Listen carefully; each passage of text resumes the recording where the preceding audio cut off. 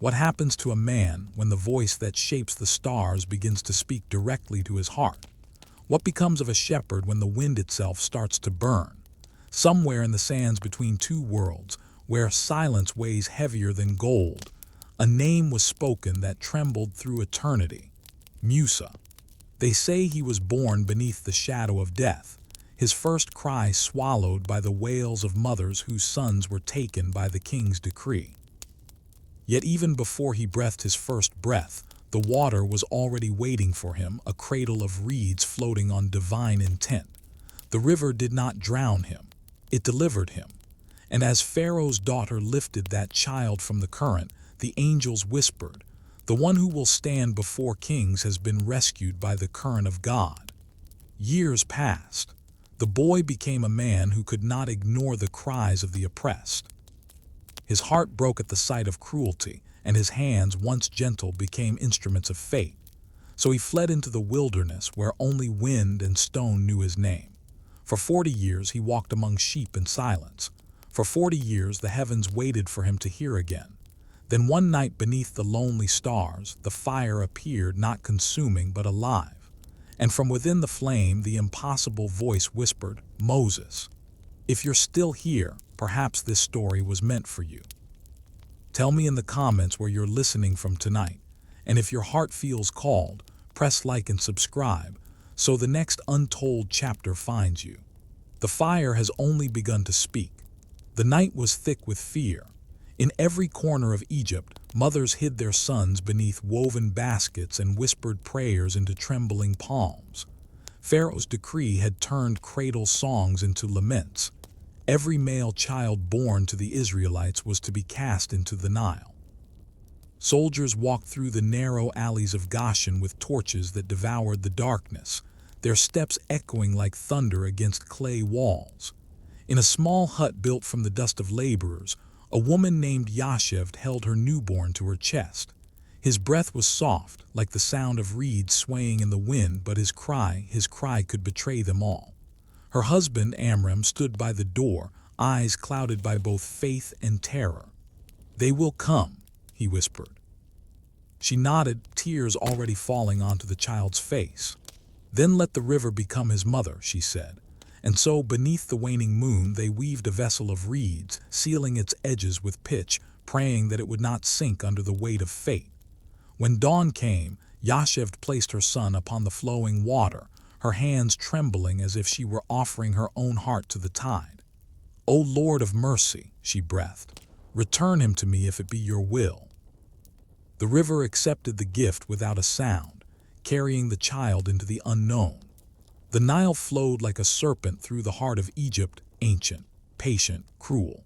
The basket drifted past fishermen who saw only a shadow in the current, past crocodiles who turned away as if commanded by unseen hands. Even the reeds bent slightly aside to make way for the chosen child. The water that had devoured countless sons now bore one toward deliverance. Upstream in the gardens of the palace, the daughter of Pharaoh wandered alone.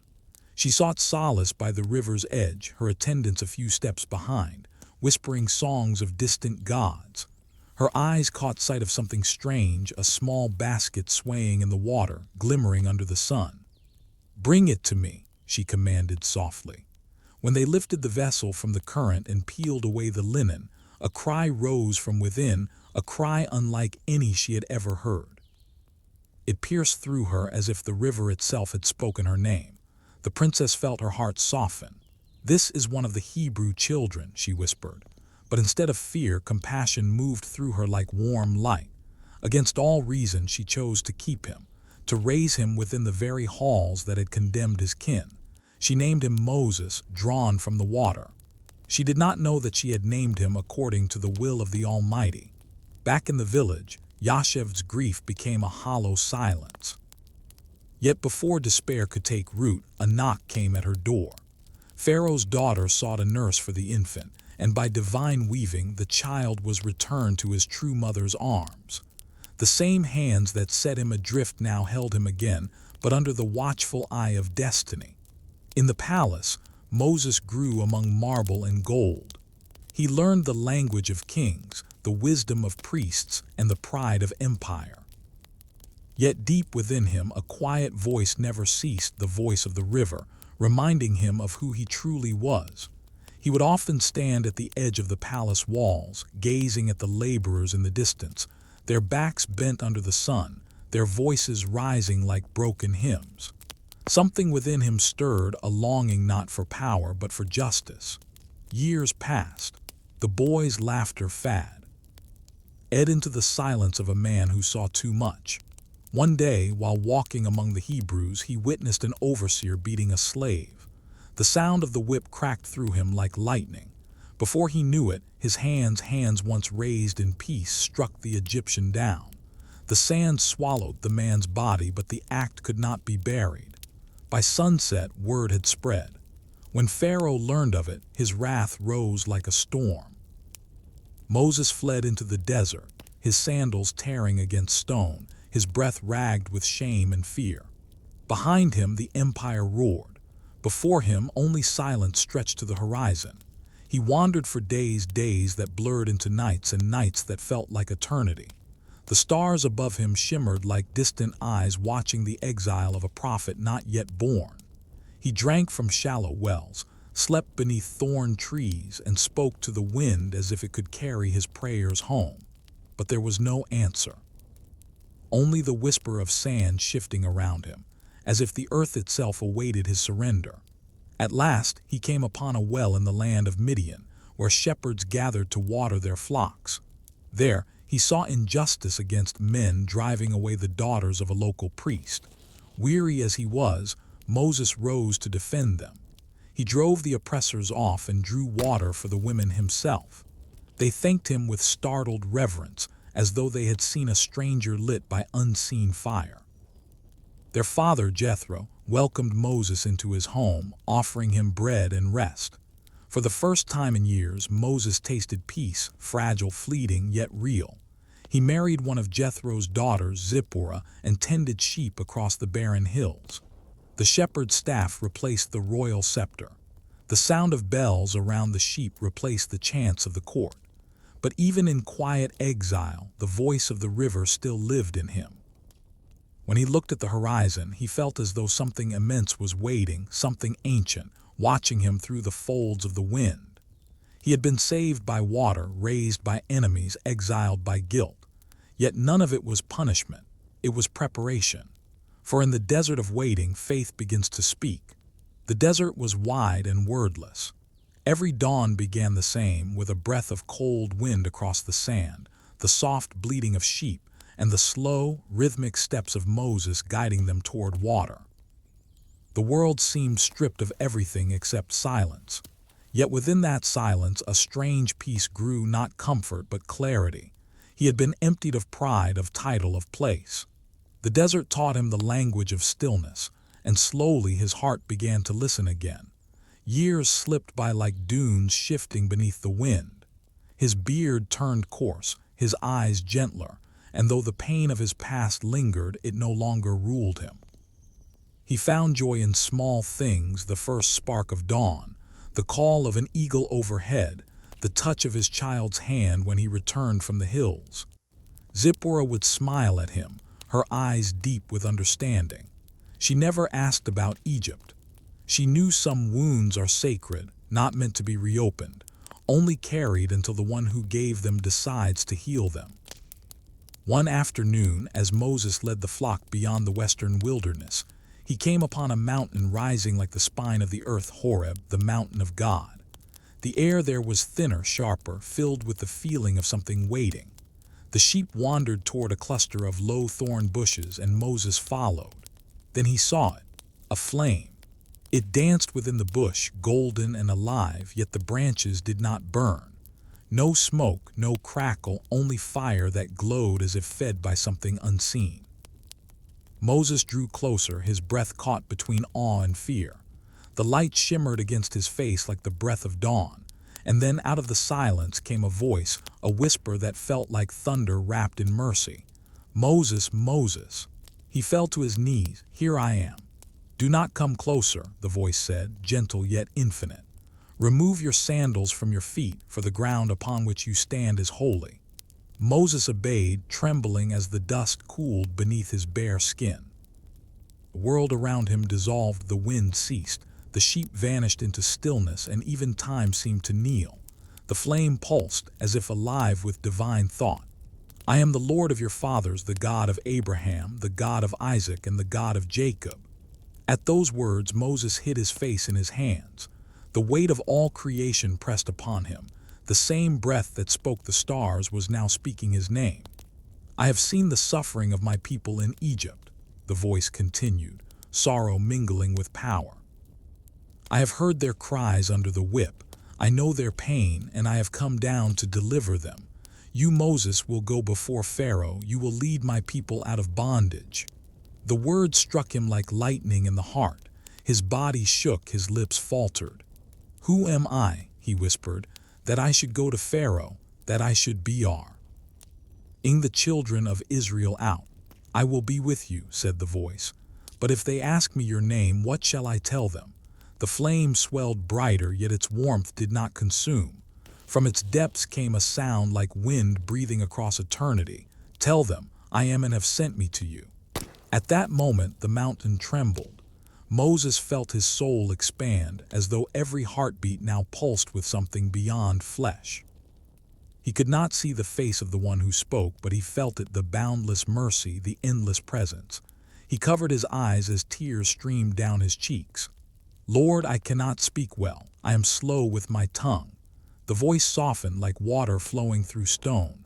Who made man's mouth, Moses? Who gives speech or silence or sight or blindness? Have I not made all these? Go, and I will be your voice. Still, Moses hesitated. His fear was not of Pharaoh, it was of himself. The years had buried his confidence beneath guilt and dust. Yet faith is born where fear ends. The divine voice knew this. Your brother Aaron is coming to meet you, said the Lord. He shall speak for you. You shall carry my staff in your hand, and with it you shall perform the signs I will show. The flame dimmed, and the air filled again with the hum of the world. The sheep bleated in the distance as if awakened from sleep. Moses rose slowly, his heart still trembling with the echo of that name, I am. He looked at his staff, once just a shepherd's tool, and saw now a serpent of light coil through the wood. He gripped it, unsure if he held it or if it held him. Behind him, the bush still glowed softly, unburned, eternal. That night he returned home differently. Zipporah noticed the fire in his eyes, the stillness in his steps. He could not explain it to her. How could one speak of standing before the living God? He only said, I must go back to Egypt. She nodded. Faith has its own language, and she understood it without words. As they journeyed toward the land of his birth, the stars above seemed to follow them, ancient witnesses to a covenant older than time. The wind carried whispers of angels, unseen but near. And somewhere far across the desert, in a palace of gold and fear, Pharaoh dreamt restless dreams of rivers turning red. For the man who once floated upon the Nile as an infant now carried the tide of divine will within him. The God who spoke from fire had chosen him to confront the fire of kings. Night returned to the desert with the hush of eternity. Moses slept lightly beside the fire, the staff resting across his lap like a secret. The stars shimmered over him, thousands of silent witnesses to what was about to begin. In the stillness, the same wind that once carried his cradle now brushed across his face, as if reminding him that the river and the fire were one story, written by the same hand. When dawn broke, the horizon flamed red with dust. Zipporah and their sons rode beside him on a small donkey.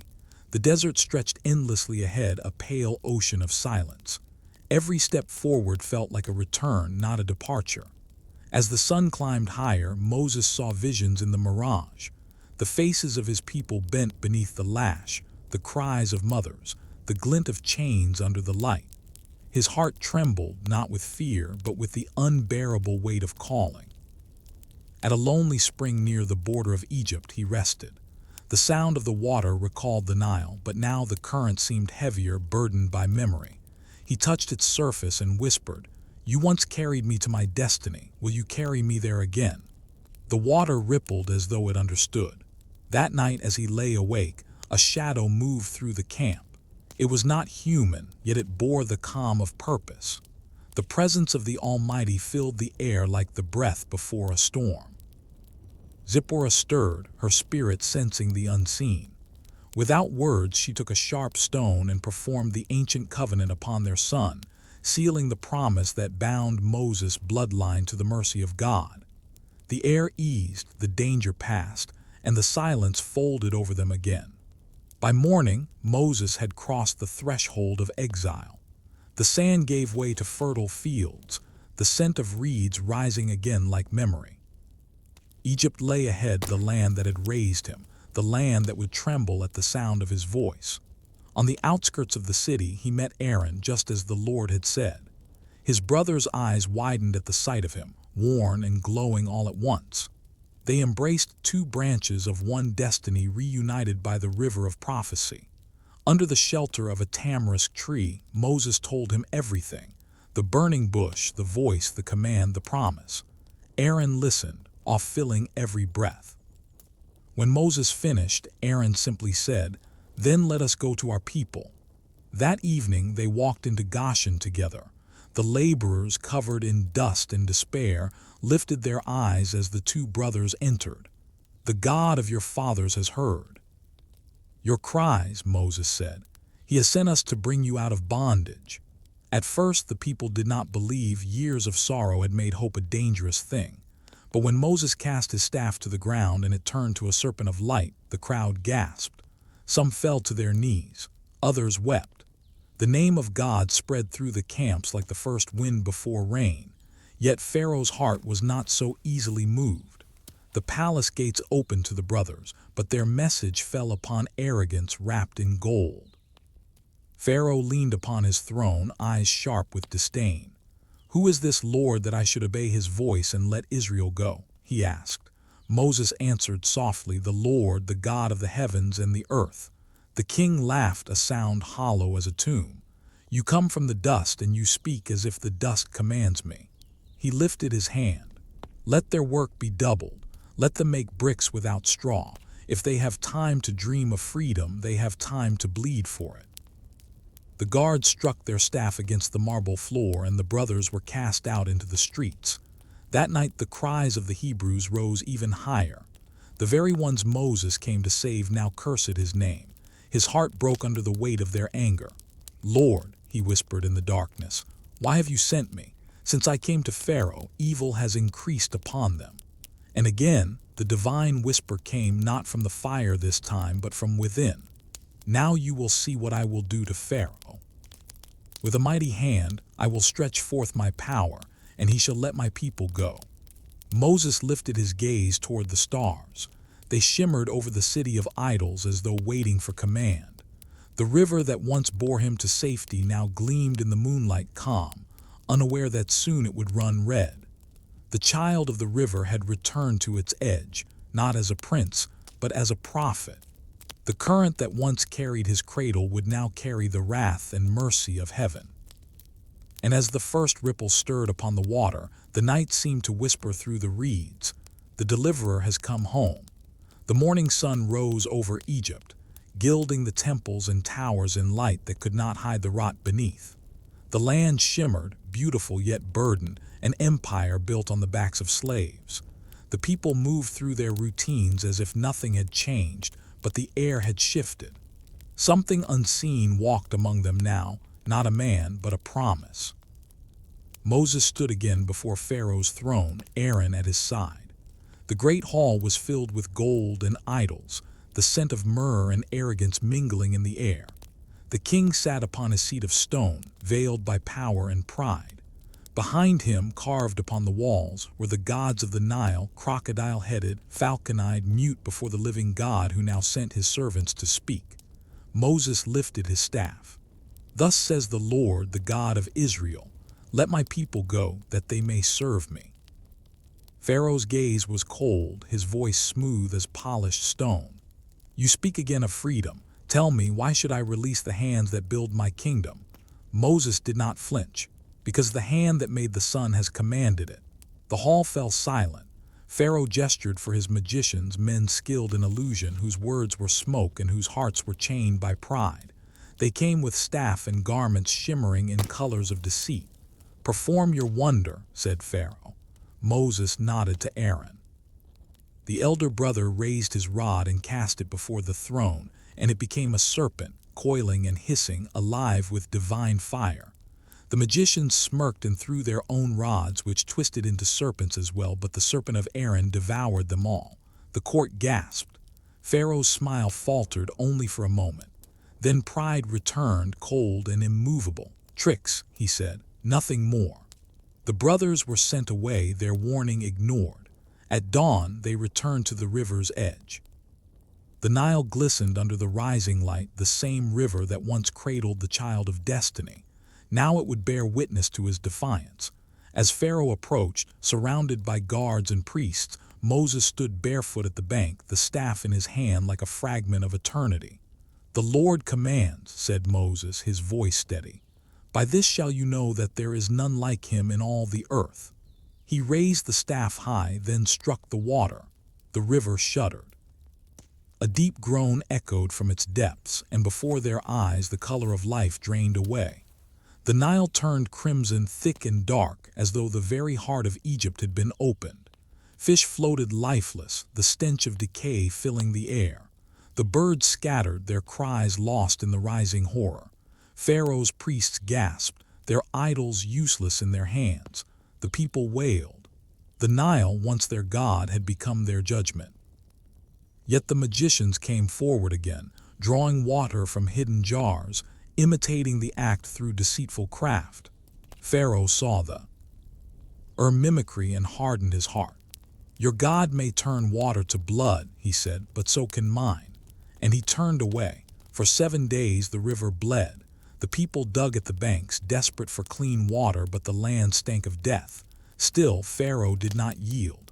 Pride had become his throne, and even as the kingdom suffered, he clung to it as if defying God himself could save him. When Moses prayed, the waters cleared.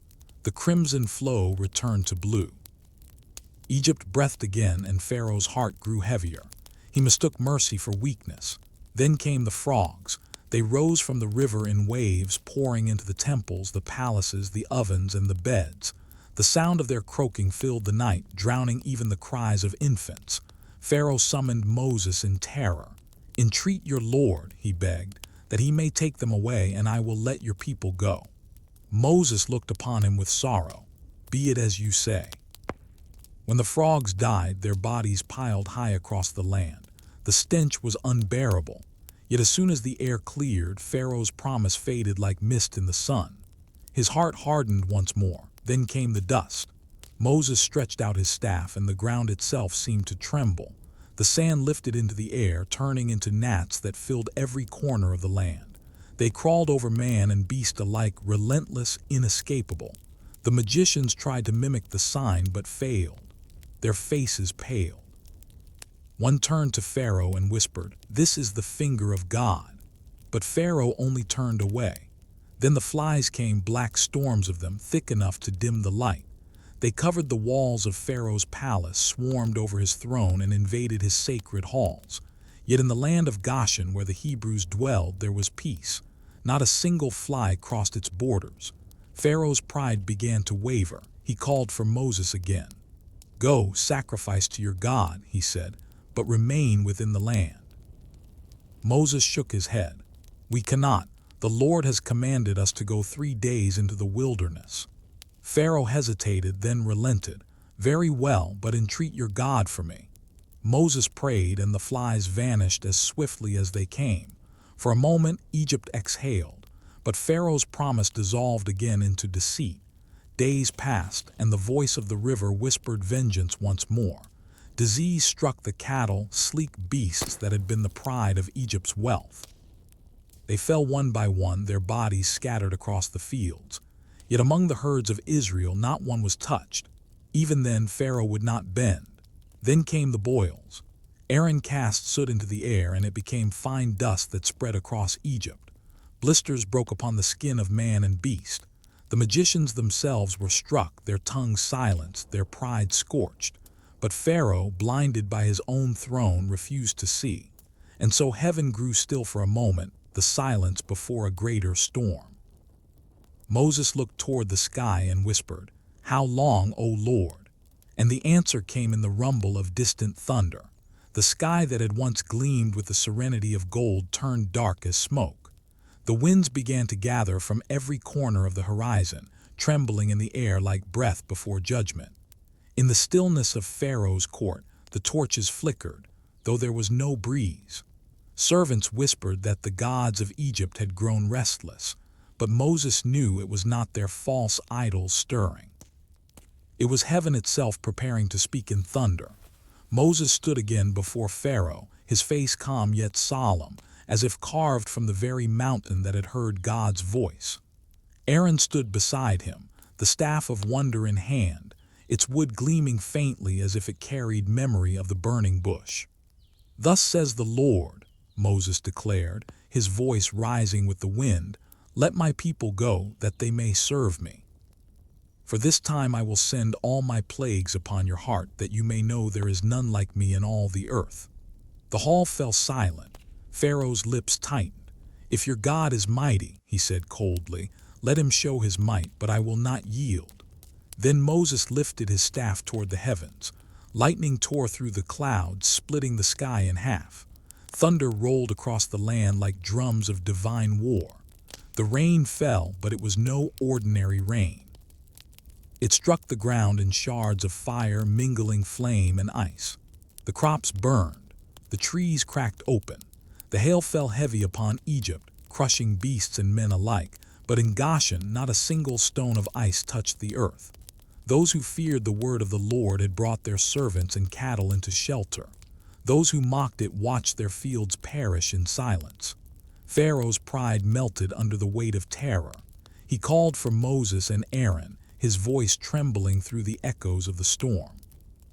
"I have sinned," he cried. "The Lord is righteous, and I and my people are wicked. Pray to him that there be no more thunder or hail, and I will let why." "Oh, go." Moses looked into his eyes, not with vengeance, but with grief. "As you have spoken, it shall be." He raised his hands toward the sky, and the thunder ceased. The clouds parted. The sun broke through, shining upon a land of ruin.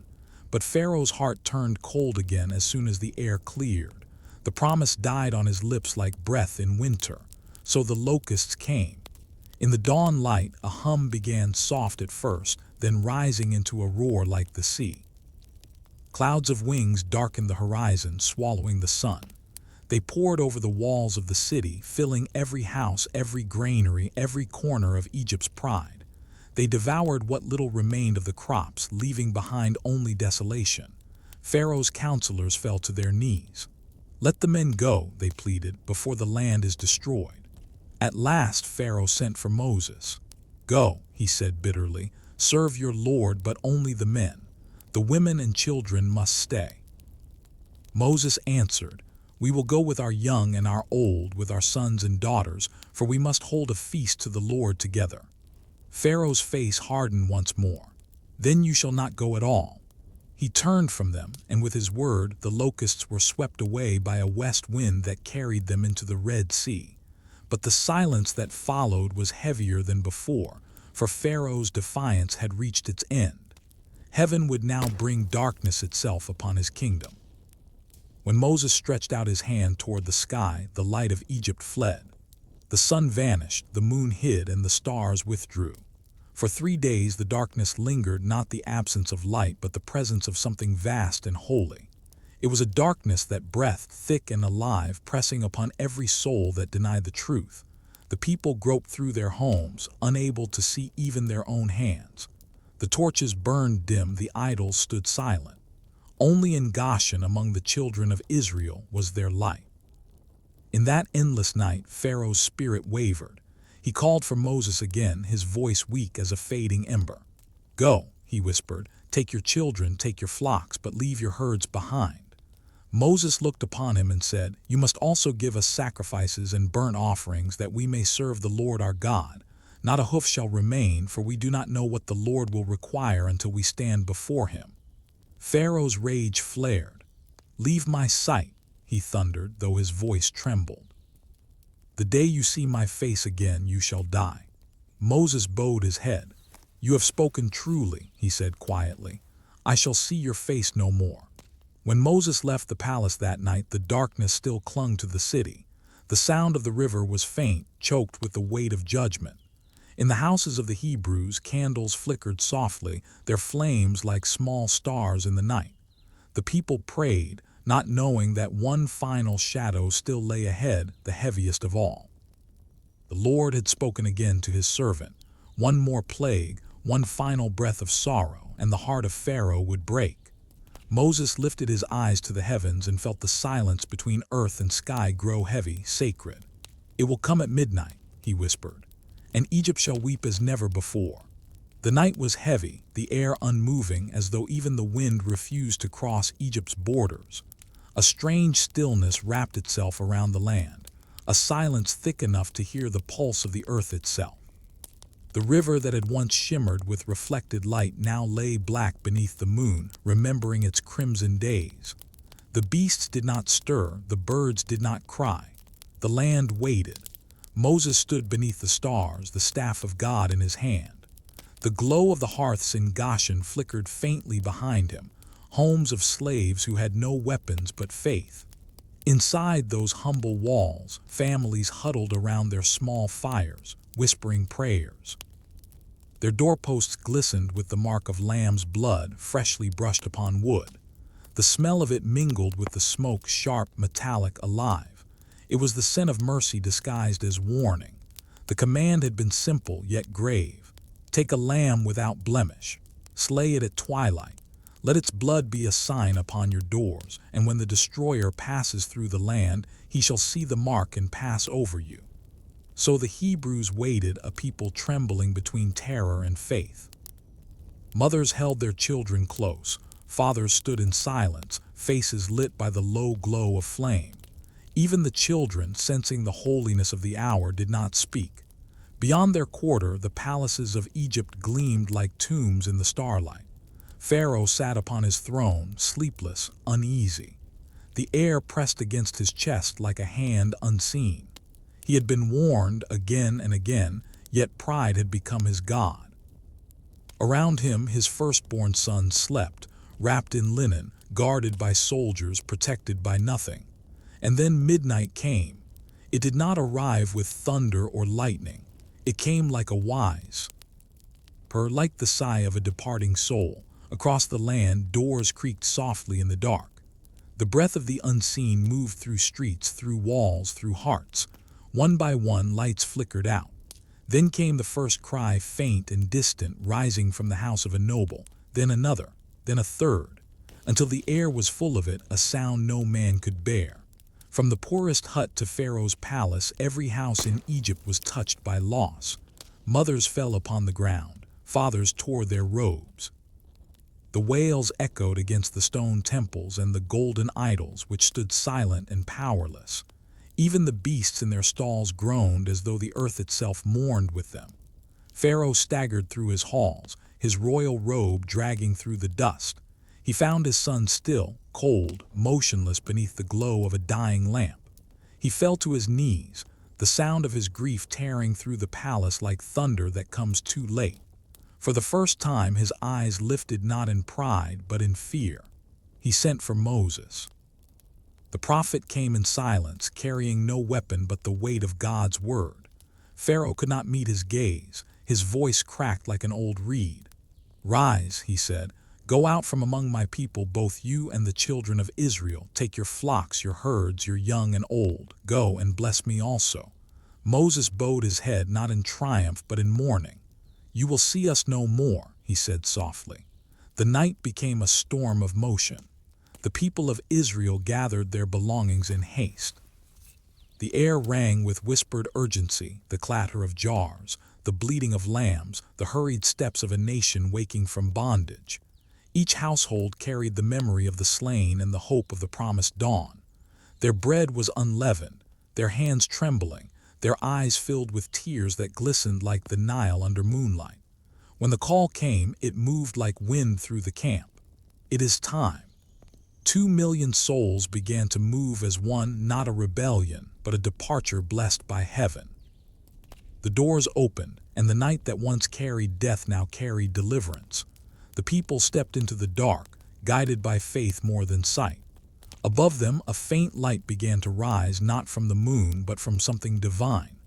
They followed Moses through the outskirts of the city, across fields glistening with dew and sorrow.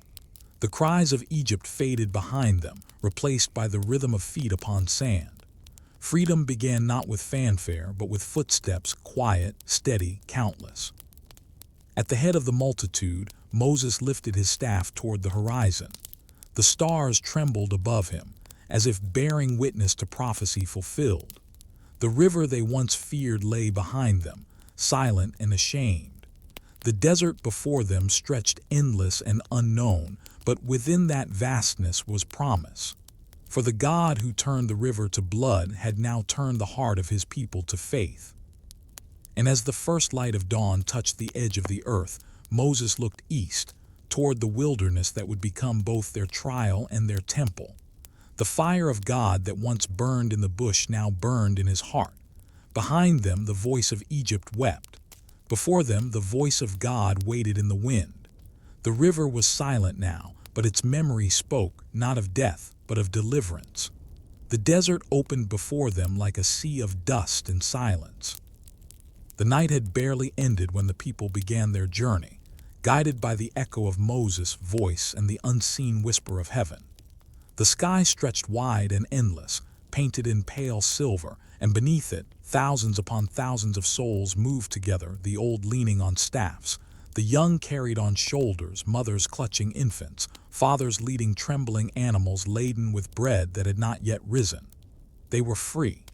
Yet freedom felt like a wound still bleeding, tender, uncertain, raw. Behind them, Egypt smoldered in grief. Ahead of them, only sand. As the first day faded, the people grew restless. Their feet blistered, their tongues parched.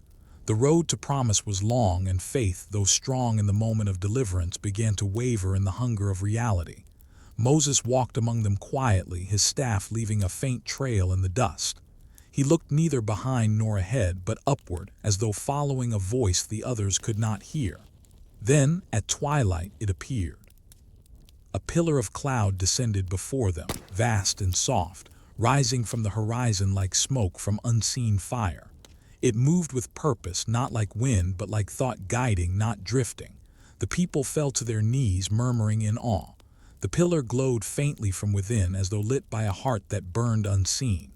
"This," Moses said, his voice trembling, "is the sign of his nearness." The cloud began to move, slow and deliberate. When it went forward, the people followed. When it halted, they rested. And when night fell, the fire came.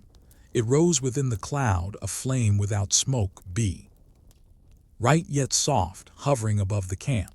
It burned not to destroy, but to guide, a tongue of divine light that whispered direction to the lost. Children watched it in silence, their faces bathed in amber glow. Old men wept openly, for they knew the light of God was walking with them. So began the journey through the wilderness, a pilgrimage of souls learning to breathe again after generations of chains. Each dawn, the camp stirred like a living thing.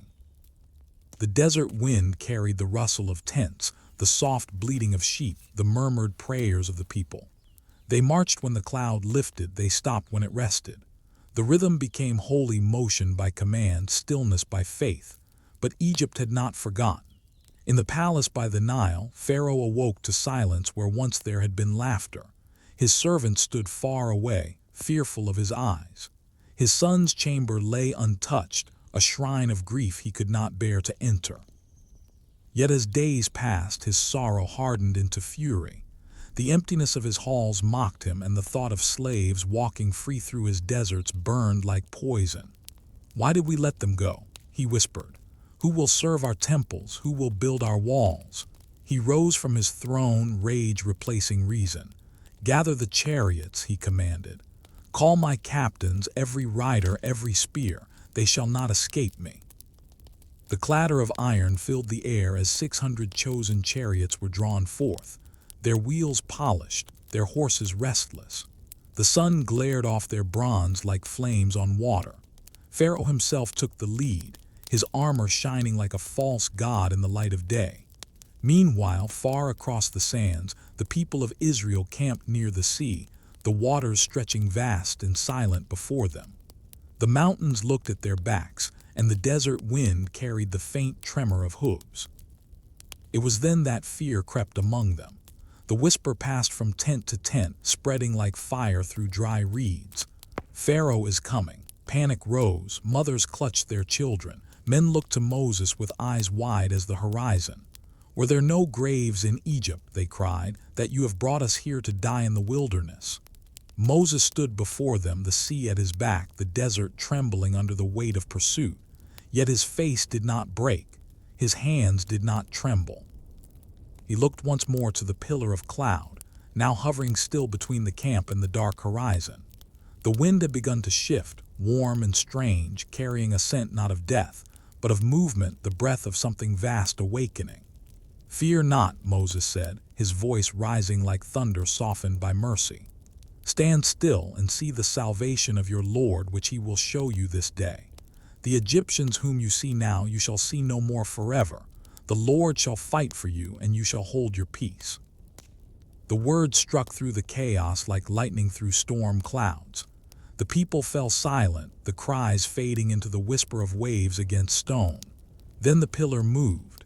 It drifted behind them, settling between the two camps, a wall of light and shadow. To Egypt it was darkness so thick no torch could pierce it. To Israel it was flame, bright and tender as dawn. Moses lifted his staff. The sea stretched wide before him, endless, unbroken. Behind him the sound of chariots grew nearer, a storm of metal and fury. But Moses did not waver. He raised his hand over the waters, and the wind began to howl. It came from the east, fierce, ancient, relentless. The surface of the sea trembled, then split. The waters rose on either side, towering walls of liquid glass glimmering with moonlight. The ground beneath turned dry, smooth as polished stone. The people gasped, their disbelief swallowed by awe. Moses stepped forward first, the staff in his hand like the heart of the storm itself. One by one they followed, an ocean divided for a people once bound by chains. Children walked between walls of water taller than mountains, their reflections shimmering in the blue glow. And all through the night the fire burned above them, leading, protecting, sanctifying. Behind them Pharaoh's army reached the shore, their torches flickering like stars swallowed by rage. Yet even then the pillar of fire did not move. It stood between them and the people, its light defying darkness itself. And in that holy pause the breath of God filled the sea. The night roared with the sound of wind and water. The sea had become a living thing, walls of liquid crystal towering on both sides, lit from within by the fire that burned above. The people moved between them, their steps uncertain yet steady, each one echoing with the weight of eternity. Moses walked at the front, the staff in his hand glowing faintly like a shard of the moon. His robe whipped in the wind, his hair silvered by salt and light. Behind him the multitude followed, men, women, and children bound together not by blood, but by faith. Every heart beat with the same trembling question: would the water hold until the last soul crossed? The fire above blazed brighter, its glow spilling across the waves. It was no ordinary flame. It breathed, it watched, it moved as though alive with divine awareness. Whenever a child stumbled, its light softened. Whenever fear rippled through the people, it flared gently like a hand raised in comfort. Behind them, across the rising dust, the thunder of hooves broke the night. Pharaoh's army had reached the shore. Their torches burned in rows like stars fallen to earth. 600 chariots surged forward, wheels biting into the wet sand, spears raised high. The sound was terrible, iron striking stone, horses screaming, the breath of vengeance echoing through the sea's hollow throat. Yet the pillar of fire stood unmoved. It descended slowly, placing itself between the army and the people, stretching from sea floor to sky. Its light turned to shadow before Pharaoh's eyes, an impenetrable wall that glowed red on one side and black on the other. The Egyptians tried to press forward, but their horses reared and shrieked, terrified of the brilliance. Then, at the command of the unseen voice, the pillar lifted slightly, just enough to draw them in. Pharaoh's pride swelled at the opening. "Drive," he roared. "Their God has fled, the path is ours." The chariots thundered into the sea. The wheels tore against the ground, sparks flying as the water walls began to tremble. Moses stood at the far side, turning back toward the sound of their fury. His face was pale, his eyes wide not with fear but with sorrow. He lifted his staff again, and the wind that had divided the sea shifted its breath. The path began to darken. The ground turned soft beneath the hooves. Chariot wheels jammed in the mud. Horses screamed as the waters groaned. A single flash of lightning tore through the sky, revealing the full terror of what Pharaoh had done. His army, stretched deep into the heart of the sea, trapped between walls now quivering with divine power. Then came the whisper. It was not a sound the people could hear with their ears, but with their souls. Moses heard it clearest, the same voice that had spoken from the fire. "Stretch out your hand over the sea, that the waters may return upon the Egyptians." He raised his arm. The staff pointed heavenward. And the sea obeyed. The walls that had stood frozen now collapsed with a roar that shook the stars. The waves crashed inward, colliding in a storm of foam and fury. Chariots lifted into the air like leaves. The cries of soldiers vanished into the thunder. The fire above dimmed to a solemn glow, its brilliance swallowed by the deluge. The sound of the sea consuming the pride of kings echoed until there was only silence. When the morning came, the people stood upon the far shore, staring at the horizon where the waters met the sun. The sea was calm again, its surface smooth as glass. Broken wheels, shattered armor, and lifeless bodies washed upon the sand, the remnants of arrogance drowned by the mercy of justice. Then from the lips of a single woman a song began. It was Miriam, the sister of Moses, her voice rising like dawn. She lifted a small drum, her hands trembling with joy. "Sing to the Lord," she cried, "for he has triumphed gloriously. The horse and its rider have been thrown into the sea." The women joined her, dancing upon the shore, their laughter ringing like bells through the morning light. The men lifted their voices too, their song rolling across the water. It was not a song of vengeance, but of release, the music of hearts that had seen the impossible and survived. Moses stood apart, watching them. His face was streaked with tears, his eyes reflecting both the fire and the waves. He had seen what no man had seen before, the power of God made visible, the judgment of heaven carried by wind and tide. And yet within that awe a heaviness remained. Freedom had been won, but the wilderness still waited. He turned toward the desert stretching before them, endless, silent, shimmering with heat. The people would hunger. They would doubt. They would turn their eyes backward more than forward. And through it all, he would walk with them, carrying not only his staff, but the burden of belief. Behind him, the fire rose once more. It moved slowly ahead, leading them into the uncharted. The night returned, cool and wide, and the flame burned steady above their path. It was not the fire of wrath now, but of remembrance, a promise glowing against the dark. The desert swallowed sound. The waves that had sung of deliverance now faded into memory, and all that remained was sand, endless and bright beneath the rising sun. The people walked, their shadows long and wavering, their hearts filled with both gratitude and uncertainty. Freedom, they were learning, was not the end of bondage. It was the beginning of testing. The fire still led them. By day it took the form of a cloud, vast and pale, shielding them from the sun. By night it burned upon the horizon like the soul of the world. When the people slept, its glow fell softly upon their faces, painting them in hues of gold and promise. Children would look at it before sleep, whispering to one another, "It is watching over us." Days turned into weeks. The food they had carried from Egypt was gone, and their waterskins grew light.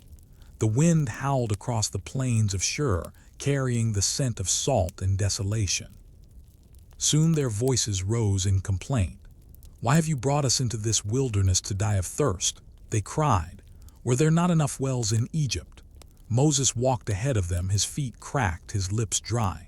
He did not answer their anger with anger. Instead, he went a little way apart, falling to his knees upon the burning sand. "O Lord," he whispered, "what shall I do for these people?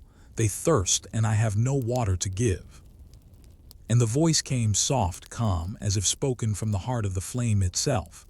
"Go before them and take with you the elders of Israel and the staff with which you struck the river. I will stand before you upon the rock at Horeb. Strike the rock, and water shall come forth from it." Moses obeyed. He climbed the ridge of stone, lifted the staff, and struck. A sound like thunder rolled through the canyon.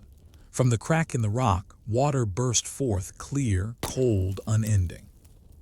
It streamed down the stone like a ribbon of mercy, filling their jars, cooling their tongues. The people fell upon their knees and drank. Some wept. Others sang softly, too tired for words. Moses looked toward the horizon, where the pillar of fire shimmered faintly even in daylight. "You are still with us," he whispered. But faith, once fed, is soon hungry again. As they journeyed further into the barren heart of Sinai, their bellies ached once more. "We remember the bread of Egypt," they murmured. "We remember the pots of meat." Their gratitude turned to bitterness, their memories sweetened by distance. They forgot the lashes, the chains, the graves. Freedom weighed heavier than slavery, for it required trust. Once more Moses sought the voice. "They hunger, Lord," he said, "and I cannot fill them." The voice answered not in thunder, but in silence that carried promise. That night, as the people slept, the sky began to shimmer. A soft rain of light descended, not water, but flakes white as frost. They fell upon the ground like morning dew, glistening in the dawn. When the people awoke, they saw it and wondered. "What is it?" they asked one another. And Moses said, "This is the provision of your Lord, take and eat." They gathered the flakes, tasting them. They were sweet like honey on fresh bread. They called it manna, meaning "what is this?" For it was both a question and a miracle. Each morning it appeared anew, just enough for the day. Those who hoarded it found it spoiled by the next dawn. Those who trusted awoke to find it fresh again. And so the desert became their table. Still, the fire never left them. When storms rose, it calmed the wind. When the nights grew cold, it warmed their tents. When fear took hold, it glowed brighter, not as a command, but as comfort. For the fire was not a sign of wrath, but of presence. It reminded them that they were never walking alone. Yet even Moses, chosen and steadfast, sometimes felt the ache of the journey. He would stand at the edge of the camp, gazing at the horizon where the fire danced. "How long, Lord?" he would whisper. "How long must they wander before they learn to believe without seeing?" The fire flickered, as if answering in its own language, not in words, but in light that said, "Faith is learned in the dark." One night, as he lay awake, Moses remembered the river that had carried him as an infant. He remembered the palace walls, the burning bush, the voice in the flame. And now that same voice had become a fire walking beside him, dwelling not upon a mountain, but among his people. The thought filled him with awe.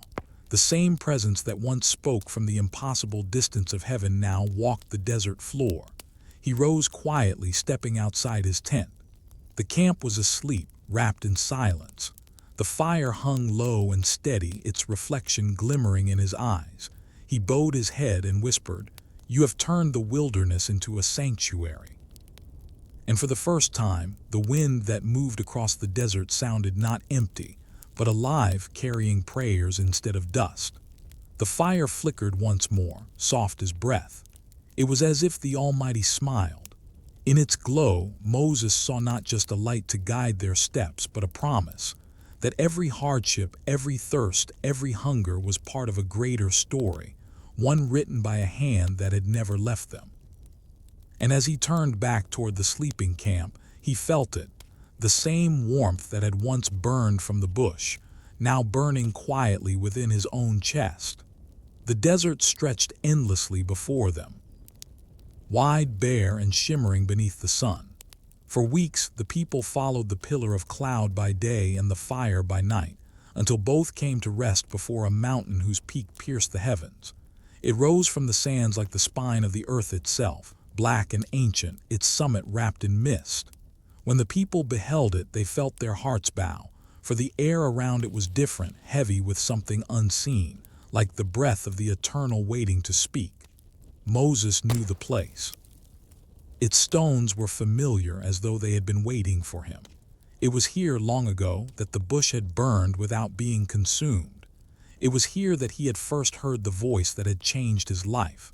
Now the mountain called him again, not with fire from a single bush, but with fire from the very sky. At dawn, the people encamped at its base. The morning was still, the silence so deep it felt like prayer. Moses climbed partway up, carrying the memory of the flame within him. He fell to his knees, pressing his hands to the rock. "Lord," he whispered, "you have brought them out. You have kept your word. What would you have me tell them now?" The wind stirred. The summit darkened. A low rumble rolled through the clouds like a heart beginning to beat. And from within the thunder came a voice vast, uncontainable, yet intimate as breath. "Tell the children of Israel, you have seen what I did to the oppressors, and how I bore you on wings of mercy and brought you unto myself. Therefore, if you will keep my command and remember my covenant, you shall be a chosen people, a kingdom of faith, a light among nations." Moses trembled. He bowed low, his forehead touching stone. "They will hear, my Lord," he said. "They will listen." When he descended, his face was pale, his eyes distant, reflecting the storm gathering above. The people gathered at the foot of the mountain, waiting. "Prepare yourselves," he said softly. "Wash your garments, purify your hearts. On the third day the Lord will descend in sight of all." 3 days of silence followed, no laughter, no argument, only the murmur of wind and the sound of water trickling from nearby rocks. Children asked their parents why they must stay near their tents. The elders answered only, "Because the mountain is waking." And then on the third morning it happened. The dawn rose blood red. A wind swept through the valley, carrying with it the scent of rain and ash. The mountain began to tremble, first softly, then with the power of an earthquake. Thunder cracked the sky and lightning crowned the summit like a halo of fire. The sound of a ram's horn, deep, ancient, echoed across the plain. The people fell to their knees, covering their faces. Moses stood at the edge of the camp, his cloak billowing in the storm. The fire descended, swirling in clouds of smoke. The whole mountain blazed, yet the stones did not melt. Out of the flame came the same voice that had whispered from the bush, now speaking with the roar of creation itself. "I am the Lord your God who brought you out of the house of bondage." The words rolled through the people like thunder through flesh. They trembled, their hearts burning with awe and fear. The sky flared again, and the voice continued, not in the language of men, but in meaning that burned directly upon the soul. "You shall worship none but me. You shall not make idols of what lies above or beneath. You shall not take my name as emptiness. Remember the day of rest and keep it holy. Honor your father and your mother. You shall not kill. You shall not betray. You shall not steal. You shall not bear false witness. You shall not envy what is your brother's." Each command fell like fire upon stone, carving itself into the heart of the mountain and into the memory of the people. The air grew dense with light. The ground quaked beneath their feet. Those who tried to look upon the summit turned away, their eyes filled with tears. "Speak to us yourself," they cried to Moses, their voices trembling, "for if we hear that voice again, we shall die." Moses raised his hands to calm them. His own voice shook. "Fear not," he said. "The Lord has come to test you, that reverence may dwell forever in your hearts." The storm subsided. Smoke drifted upward like incense. The mountain glowed faintly red, its peak veiled once more in mist. When Moses climbed again to receive the covenant, he disappeared into the clouds for 40 days and 40 nights. The people watched from below, the mountain flickering like a lamp between heaven and earth. By day, the clouds remained. By night, the fire. It was as though the Almighty had made the mountain itself his throne. And upon that summit, amidst the silence of the storm's retreat, The voice spoke once more, not in thunder this time, but in quiet revelation. It told Moses of law and mercy, of justice and compassion, of the way a people could live not as slaves, but as a nation under divine breath. It showed him patterns for sanctuary, measures for worship, and words to heal the distance between heaven and man. Moses wrote, his hand trembling, his heart burning. The stones before him glowed as if alive, 10 flames engraved into eternity. When the last word was spoken, the voice fell silent and the fire dimmed. The covenant had been sealed. Below, the people waited, unaware that while heaven was giving its law, their hearts would soon begin to wander again. For no fire burns forever unless it finds a place to dwell within. The mountain still smoked in the distance, wrapped in clouds like a secret. The people below waited day after day, watching the summit glow faintly at night as if God himself camped upon it. They counted the days by the light of the fire and the stillness of the cloud. At first they prayed, then they whispered, then they grew restless. 40 days was a long time in the silence of the desert. Hunger and memory twisted together, and the minds of men began to wander. The same people who had seen the sea divide and the heavens speak now asked one another, has Moses perished upon the mountain? Has the fire consumed him? In the darkness of waiting, fear gave birth to rebellion. A shadow passed through the camp, not of an enemy, but of forgetfulness. They approached Aaron, their voices heavy with impatience. "Make for us a god," they said, "something we can see, something to lead us. For this Moses, we know not what has become of him." Aaron hesitated, his heart torn between reverence and fear of the people. "Bring me your gold," he said at last, "the earrings of your wives and your daughters." They came with handfuls of shining metal, offerings meant for vanity now twisted for idolatry. Aaron melted them in the fire and shaped them with trembling hands into the form of a calf, small enough to stand upon a stone, bright enough to deceive the eye. They saw it, the crowd shouted as one, "These are your gods, O Israel, who brought you out of Egypt." And the sound of their false joy echoed up the mountain. Above, Moses knelt within the mist, his face illuminated by the glory of God. Before him lay the 2 tablets, stone yet living, etched with words of light. Each commandment pulsed softly as though written with the breath of creation itself. Moses bowed low. The covenant was complete. Then came the voice, no longer thunder but grief. "Go down, Moses. Your people have turned aside quickly. They have made for themselves an image of gold. They bow before it, calling it their deliverer." Moses froze. The words struck through him like a blade. "My Lord," he whispered, "you who brought them out with your mighty hand, turn not from them in anger." But the mountain shuddered. "They have forgotten me," said the voice, "and broken the promise before it was even sealed. Step aside that I may consume them and raise a new nation from your line." Tears filled Moses' eyes. He fell upon his face. "O my Lord, if you destroy them," Egypt will say, "he led them into the wilderness only to slay them. Forgive them, I pray to you, or blot me out of your book as well." There was silence, vast, eternal, heavy with mercy. The wind softened and the fire dimmed. The voice answered, "I will have mercy upon whom I have mercy. Go, lead them. But know this, the sin they have sown shall bear its fruit." The radiance around Moses dimmed as he rose. He gathered the tablets, weightless yet heavy with eternity, and began the descent. The sky was crimson in the evening. As he neared the base, he heard the sound of shouting, not prayer but revelry.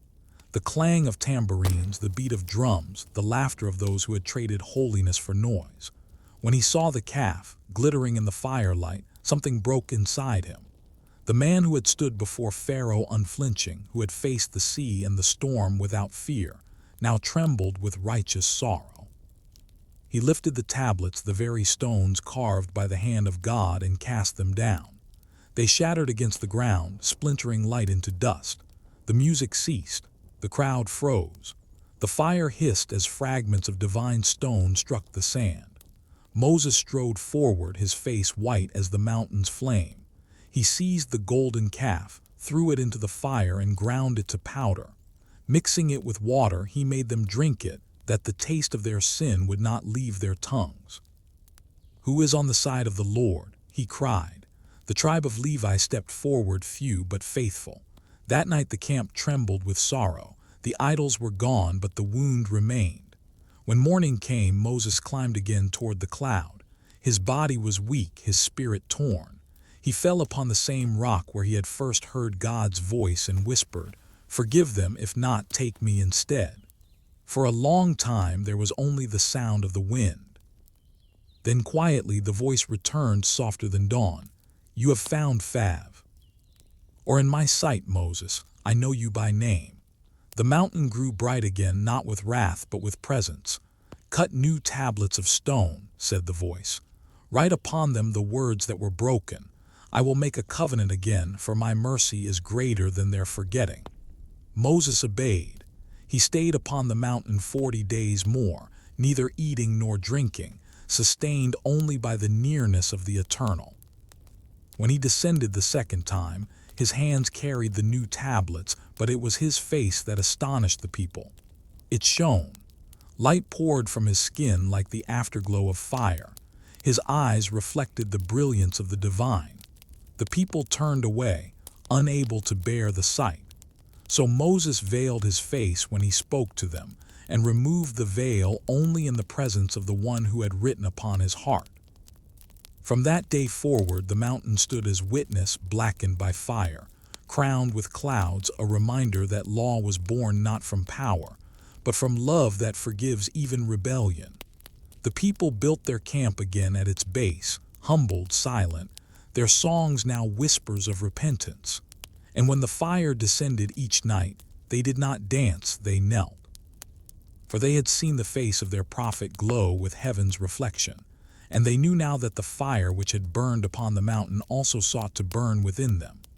The days that followed were filled with reverence and quiet fear.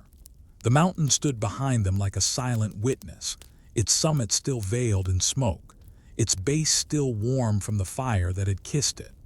Each dawn, when the people awoke, they would look upon it and remember the trembling of the earth, the sound of the voice that no human could endure twice. Their hearts softened, for the memory of judgment is often the beginning of wisdom. Moses no longer walked among them as he once had. He was still their leader, their intercessor, but there was a new distance in him, not of pride, but of presence. The light that had once been upon the mountain now burned faintly upon his face. Even when veiled, his countenance glowed like a lantern held too close to thin fabric.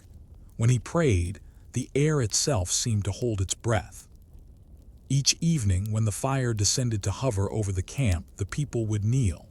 It did not blaze as it once had upon Sinai. Now it moved softly, like a living heart of light, resting above the tent where Moses spoke with God. They called that tent the tent of meeting. Outside its entrance, Moses would stand, and the pillar of cloud would descend to speak with him as a friend speaks to a friend, not in thunder, but in silence that spoke deeper than words.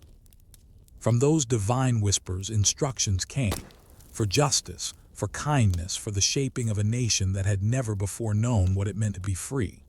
Laws of mercy, of restitution, of sacred rest. Commands to care for the widow, the orphan, and the stranger. Words that turned the wilderness into a classroom where holiness was learned one breath at a time. But even holiness must take form. God spoke again to Moses, saying, "Let them make for me a dwelling, that I may dwell among them." The idea struck Moses with both awe and fear. The God who filled the heavens, who shook mountains and divided seas, now wished to dwell within cloth and wood. Yet it was not a request, it was mercy. For the Almighty was teaching his people that he need not always come as thunder or flame. Sometimes he wished to dwell quietly in the center of their ordinary days. So, under Moses' guidance, the people began to build. From the gold and silver they had brought out of Egypt, the same wealth once offered to idols, they now crafted something holy.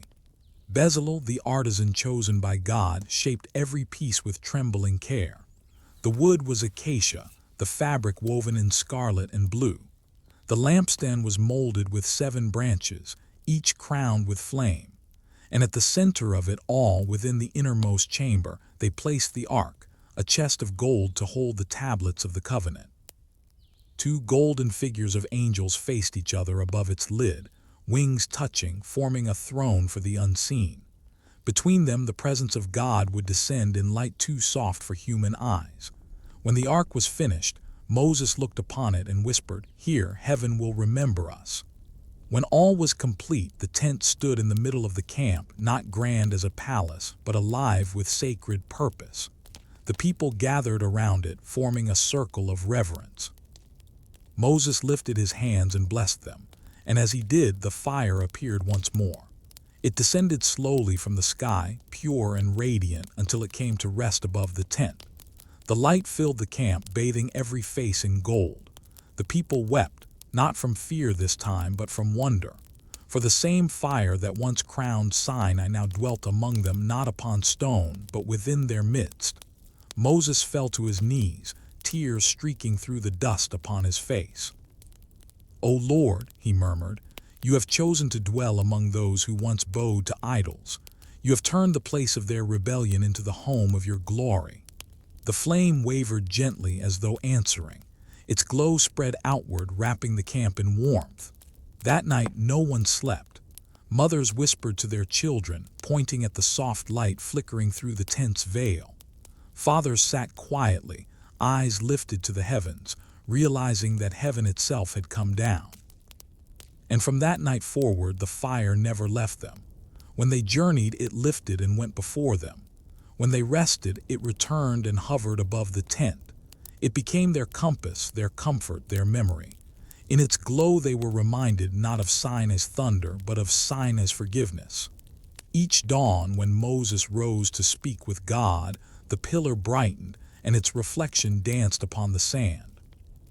The people watched in silence, hearts steady, their souls learning slowly what freedom truly meant.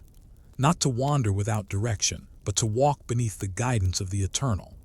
And though the mountain of fire now stood behind them, its voice still lived in the commandments carried in the ark, in the flame that guided their nights, and in the face of the man who had once trembled before a burning bush and learned that mercy could burn without consuming. For the God of the mountain was no longer far above them. He was near, closer than breath, nearer than the flame that glowed above their tents. And when they slept beneath that light, they dreamed not of Egypt, nor of fear, but of the whisper that had become their guide. "I am with you in the fire, and I will never leave you." The fire still followed them. It rose each morning like a promise and burned each night like the memory of mercy. Yet even the light of heaven could not always silence the wilderness that lived within the human heart. For the desert, though vast and lifeless, has a voice, and it speaks through thirst. Weeks passed after they left the mountain. The people marched through valleys carved by ancient wind, through plains where nothing grew, where even the bones of beasts had turned to dust. The sun burned them by day, and the cold bit them by night. The songs that once filled the camp after Sinai faded into murmurs of exhaustion. When the last of their water was gone, fear returned, quiet at first, then rising like a storm. Mothers clutched dry gourds to their chests. Men stared at the horizon, searching for clouds that would not come. The children cried for water, their voices hoarse and thin. The sound pierced Moses deeper than any weapon. They came to him at dawn, their faces hollow with despair. "You have led us here to die," they said. "Would that we had remained in Egypt, where the river never failed us. Have you brought us into this wilderness only to bury us in sand?" Moses said nothing. He looked upon their faces, faces once lifted in gratitude, now twisted in blame, and turned his eyes toward the sky. The fire above them glowed dim, as though even it mourned their unbelief. He walked away from the crowd, past the tents and the beasts and the endless dunes, until he stood alone upon a ridge. The wind tore at his robe, carrying whispers that sounded like accusation. He fell to his knees, pressing his forehead to the dust. "O Lord," he cried, "what shall I do for them? They are near to breaking. They thirst, and I have no well to give. If you do not answer, they will turn back to the land of chains." The silence that followed was not absence, it was listening. Then came the reply, soft but clear, echoing from within the mountain ranges like the memory of the thunder that had once spoken there. Take the staff with which you struck the sea and gather the elders. Go before the people to the rock of Meribah. Speak to the stone, and it shall give water. Moses rose, the firelight gleaming faintly upon his brow. He gathered the elders as commanded and led them toward the place where a great stone stood, smooth, ancient, immovable, half buried in the sand. The crowd followed at a distance, murmuring. Children leaned upon their mothers' skirts, eyes wide with both fear and hope. Moses stood before the stone. The sun blazed above, cruel and relentless. His heart beat hard beneath his robe. He could feel the weight of their eyes, the countless eyes of those who had once trusted, now watching only to see if he would fail. His hands trembled. "Must we bring you water out of this rock?" he said aloud, his voice breaking under the burden. Then in his anger and exhaustion he struck the stone once, then again, and the staff rang against its surface like thunder in miniature. For a heartbeat, nothing.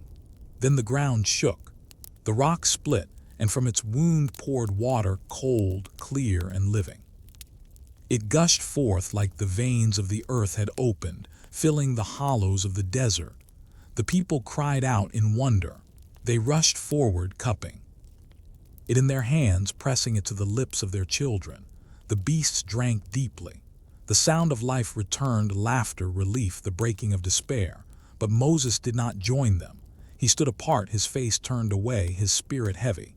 For even as the water flowed, he felt the sorrow of heaven moving through him. The voice came again, quieter now, and filled not with wrath, but with ache. "You did not trust me enough to sanctify me before the people. You struck the stone when I told you to speak. You will lead them to the land I promised, but you shall not enter it yourself." Moses closed his eyes. The staff fell from his hand, striking the earth softly. He knelt beside the stream that now flowed freely from the rock and dipped his fingers into the coolness. It was sweet, pure, but it tasted of sorrow. He lifted a handful to his lips, letting the water run down his face. It felt like forgiveness and judgment in the same breath. The people rejoiced that day. They named the place Meribah, the place of strife. They did not know what it had cost their prophet. To them it was simply another miracle, another proof of divine favor. But to Moses, it was a wound that would never fully heal, a reminder that even those closest to the fire can stumble in the shadow of doubt. That night when the camp slept, he sat alone beside the rock. The stream shimmered in the moonlight, whispering against the sand. Above him the fire burned softly, not high as it once had, but low and warm, like a heart grieving with him. He whispered into the night, "You gave them water, Lord, though they forgot you. You gave me life, though I failed you. Truly, your mercy has no end." The fire flickered in answer, stretching a thin tongue of light toward him, as though to touch his bowed head. For mercy, like fire, does not abandon even the hand that trembles. And so the rock became their well, a spring that followed them through the wilderness, pouring water wherever they journeyed. Some said it was the same stone carried from place to place. Others said the earth itself opened wherever Moses walked. Whatever the truth, the desert never silenced the sound of that stream. For the rock that was struck remembered both the pain and the promise. It remembered the doubt of the people, the anger of the prophet, and the patience of God. And the water kept flowing, as if heaven refused to stop forgiving. Morning came to the camp like a sigh. The fire above them dimmed into the gentleness of a cloud, stretching across the pale horizon. The people awoke to the sound of water still flowing, that quiet, miraculous stream winding through the desert like a silver thread. Children ran barefoot beside it, laughing. Mothers filled their jars, the heaviness of thirst replaced by the soft rhythm of life. Yet beneath the song of water lingered another sound, the silence of a prophet who did not sing. Moses sat upon a flat stone overlooking the camp, his staff resting across his knees. His eyes were fixed upon the far-off hills, though his heart was far deeper still. He could feel the breath of God around him, not wrath, but a sorrow too great for words. He had led these people through fire, through sea, through hunger and fear, yet his own anger had broken the stillness of trust. Aaron approached quietly, the morning light soft upon his face. He sat beside his brother without speaking. The years had made them both weary, the lines around their eyes carved by storms of obedience and grief. For a long time they simply watched the camp, the endless movement of a nation that never stopped needing. Finally, Aaron spoke. "You gave them water," he said gently. "Do not carry guilt heavier than the stone you struck." Moses did not turn. "I did not sanctify him," he murmured. "I spoke as though the power were mine. I felt their doubt, and for a moment I became one of them." Aaron sighed. "You are only a man, my brother. Even prophets have hearts that bleed." But Moses shook his head. "A man, yes, but chosen to bear his voice. And when the voice falters, the echo ripples through generations." He fell silent, and the two brothers sat in quiet communion. Around them the desert wind moved gently, bending the grasses near the stream. The air smelled faintly of wet stone and acacia. Later that day, Moses walked alone into the valley where the water ran. He knelt beside it, his fingers tracing the shallow ripples as they passed. The stream caught the sunlight, scattering gold upon his hands. He thought of the first time he had seen water turn to a miracle, the Nile running red, the sea dividing at command, the rock now bleeding life from its wound. Water had always answered God's whisper, never hesitated to obey. Only men struggled to believe. He cupped the flow in his palms and whispered, "You remember what we forget. You obey what we question. You give when we doubt."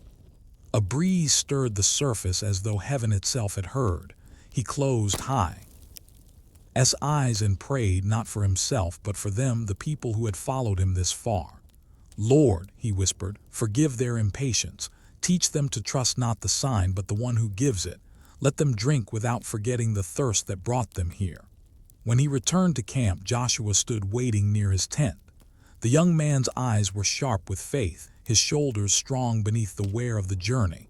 He bowed when Moses approached. "The people are restless again," he said quietly. "They speak of returning to Egypt. They say the way ahead is endless." Moses looked at him, this soldier of faith, young enough to still believe that courage can silence despair. He placed a hand upon Joshua's shoulder. "The promise is never short," he said softly. "You will walk it after me, and you must teach them what the wilderness has taught me, that doubt is the shadow cast by faith, and both exist because of light." Joshua's brow furrowed. "After you, you speak as though your journey ends soon." Moses smiled faintly. "Every servant of God must one day hand the staff to another. The fire moves on, but its reflection remains." Joshua said nothing, but his heart trembled. He had seen the prophet speak to the wind, the sea, the very stones, and now he heard farewell hiding within his voice. That evening, Moses gathered the elders and told them of the path ahead, the long road that curved toward the land promised to their fathers. "The Lord will go before you," he said. "The fire that led us from Egypt will guide you still. But remember this, every time your heart grows hard, the desert will return. And every time you doubt, a rock somewhere will wait to be struck again." The elders bowed their heads. Some wept, for they knew that though they had seen miracles, they had also grieved the one who brought them. When night fell, the camp lay bathed in quiet light. The pillar of fire shimmered above, steady as a heartbeat. Moses stood alone at the edge of the camp, looking toward the west where the mountain shadows deepened. His robe fluttered in the wind. He raised his hands once more, not to command, but to bless. "Forgive them, Lord," he said. "They are slow to understand, but their hearts still search for you. Let your presence never leave them, even when they forget the way." The fire flickered brighter, its flame bending toward him like a bow of light. He felt its warmth upon his face, gentle and familiar, and for a moment he thought he could hear the whisper again, the same whisper that had once spoken from the bush, the same breath that had filled the sea. "Moses," it said, "you are still my servant." Tears glimmered in his beard. "And you, my Lord," he whispered, "are still my home." The fire rose higher, spreading light across the desert until the very stones glowed. The water reflected it, turning the stream into a river of gold that wound through the sleeping camp. And though the people slept unaware, heaven looked upon them and remembered not their doubt but their thirst, and the one who had never stopped giving. That night the water sang softly against the sand, as if it remembered every miracle, the blood of the Nile, the parting of the sea, the mercy from the stone. It murmured of a God whose patience outlived complaint, whose love flowed through every wound. And in its quiet song, even the desert seemed to dream. The wilderness stretched farther than sight, and yet they walked an ocean of dust moving beneath the gaze of heaven. Days blurred into one another, marked not by hours but by miracles. Manna still descended each morning like dew from another world, and the stream that began at Meribah followed their steps as if alive. It flowed beside them, a thin ribbon of mercy weaving through the bones of the earth. The people no longer thirsted, but thirst had left its memory in them, a quiet caution, a trembling in their prayers. They spoke less of Egypt now. Their songs had changed. Once they sang of fear, then of deliverance, but now their voices had grown slower, older, as if the desert itself had taught them reverence. Moses walked at their head, his hair turned white by sun and sorrow. He leaned upon his staff, the same that had once divided seas and struck the rock. Each step felt heavier than the last, but his gaze never lowered. He looked often toward the horizon, where the pillar of fire still shimmered faintly against the sky, thinner now, as though preparing to depart. One evening, as the sun fell red over the dunes, the people camped at the foot of Mount Hor, a mountain shaped like a crown of stone. There the voice of God came again to Moses, not in thunder but in stillness that cut deeper. Aaron's time has ended, it said. Bring him to the mountain's summit, and his son Eleazar shall wear his garments after him. Moses bowed his head. He said nothing, but his heart ached. Aaron had been his brother, his companion through every fire. Together they had stood before Pharaoh, together they had faced the storm. Now the journey had reached the place of parting. That night the camp was quiet. Moses told no one what was to come, save Aaron and Eleazar. At dawn the three of them climbed the mountain. The sky was vast and white, the wind cool against their faces. Below, the camp shimmered like a sea of tents, and beyond it the desert stretched toward the promise they had not yet reached.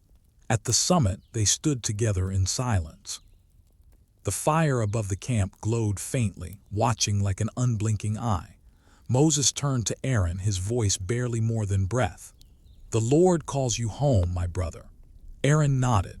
There was no fear in his face, only peace, the quiet acceptance of one who had seen too much of God to doubt him now. Moses took from him the sacred garments, the robe, the breastplate, the sash, and placed them upon Eleazar, whose hands trembled beneath the weight of lineage. When it was done, the wind grew still. Aaron looked once toward the horizon, then closed his eyes. His lips moved in silent prayer. The light of dawn touched his brow, and his spirit departed like breath fading into the sky.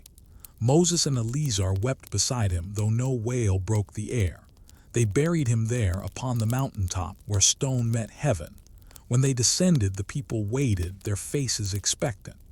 "Aaron is gathered to his fathers," Moses said softly, and the camp wailed for 30 days. The fire hovered lower that night, its glow dimmer as if mourning too. In the days that followed, the journey continued, each mile a lesson, each hardship a mirror reflecting their hearts. New generations walked where the old had fallen. The wilderness had become their teacher, carving faith into their bones. Yet still, the fire did not leave them. It burned smaller now, but steadier, a faithful ember that refused to die. One evening, as Moses rested near the stream that had followed them since Meribah, he watched the water shimmer in the fading light. The sound of it was gentle, familiar, like a lullaby sung by the earth. He saw in its reflection not the man he once was, the prince of Egypt, the deliverer, the lawgiver, but an old shepherd waiting for his last dawn. He spoke softly, as though to the water itself. "You have seen everything, haven't you? You flowed through our fear, through our pride, through our forgetfulness. You carried their joy, their anger, their rebellion, and still you flowed. You never stopped. You are his mercy." The water rippled, catching the glow of the fire overhead. It seemed to listen.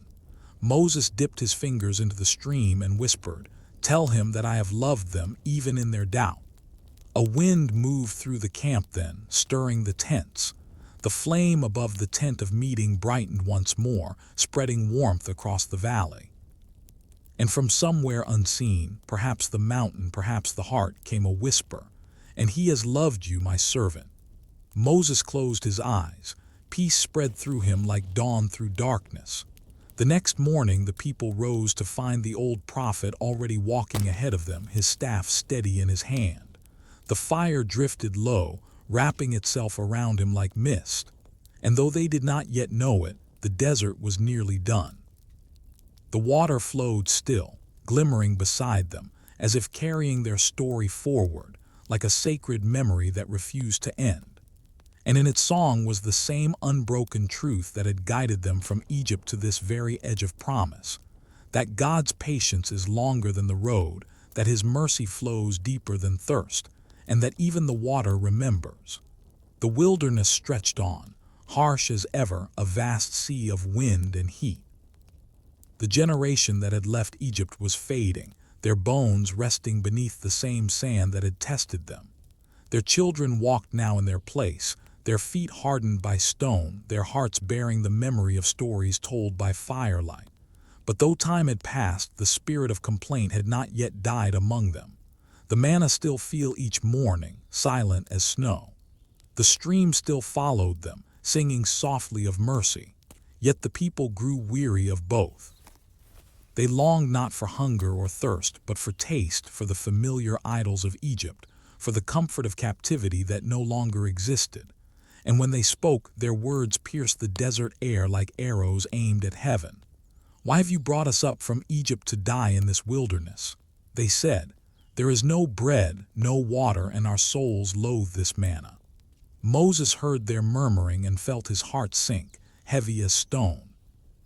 He had grown old, his face lined with years of pleading, of leading, of praying for a people who never ceased to wander in spirit even when the fire led them straight. He said nothing, for what words were left? But heaven heard. That night, as the camp lay under a veil of stars, a strange sound began, a low rustling, like dry leaves moving against each other. Then came the hissing. From the cracks and shadows of the rocks, serpents emerged, countless, gleaming in the moonlight. They were bronze in color, their scales catching the fire's reflection as they slithered through the tents. Their eyes burned like embers. The first cries tore through the camp before dawn. Men and women stumbled from their shelters, clutching their legs and arms where the snakes had struck. Children wailed. The beasts panicked and scattered. Panic rippled through the people like fire through dry grass. The serpents moved without fear, without haste, striking again and again, messengers of consequence sent from the same hand that had parted seas. Moses awoke to the sound of chaos. He ran from his tent, staff in hand, calling out, but his voice was lost beneath the screaming. He saw the bodies still and pale and the living trembling in terror. He fell to his knees, his face to the ground. "O Lord," he cried, "have mercy, they are perishing." And from the whirlwind of dust came the voice, calm amid the ruin, "Make for them a serpent of bronze and set it upon a pole. Whoever is bitten when they look upon it shall live." Moses rose, though his limbs shook. He called the craftsmen, and together they worked through the heat of the day. From the metal that once adorned idols, they forged the image of the very creature that had brought death, a serpent, but lifeless, hollow, its bronze surface catching the light of the fire above. When it was finished, they mounted it upon a tall pole in the center of the camp. Its head was lifted toward heaven, its eyes reflecting the flame that hovered in the night. The people gathered around, wounded, faint, and dying. Some looked upon it in disbelief. Others turned away in shame. But those who dared to lift their gaze, who looked upon the image of the curse itself, found life returning to their limbs, the venom withdrawing from their veins. The camp grew quiet again. The serpents vanished as suddenly as they had come, slithering back into the sand as though summoned by silence. Those who had been near death sat trembling, their eyes fixed upon the bronze image glowing in the firelight. It was not beauty they saw, it was the truth. Moses stood before the people, weary and radiant. "This," he said softly, "is not the work of my hand. It is the mercy of the Lord who heals even through the sign of your judgment. For the same God who sent the serpent has also given you sight to live." He turned his gaze upon the bronze figure, its stillness a mirror of divine mystery. "You doubted his manna, you despised his water, yet he still gives you life. Look and remember, the remedy for your suffering is not the destruction of the serpent, but the turning of your eyes toward heaven." The people bowed their heads, humbled by mercy once again. The fire above the camp burned softly, reflecting upon the bronze as if the two were one flame: judgment and grace, light and reflection. That night Moses sat beside the bronze serpent, the fire painting ripples of gold upon his face.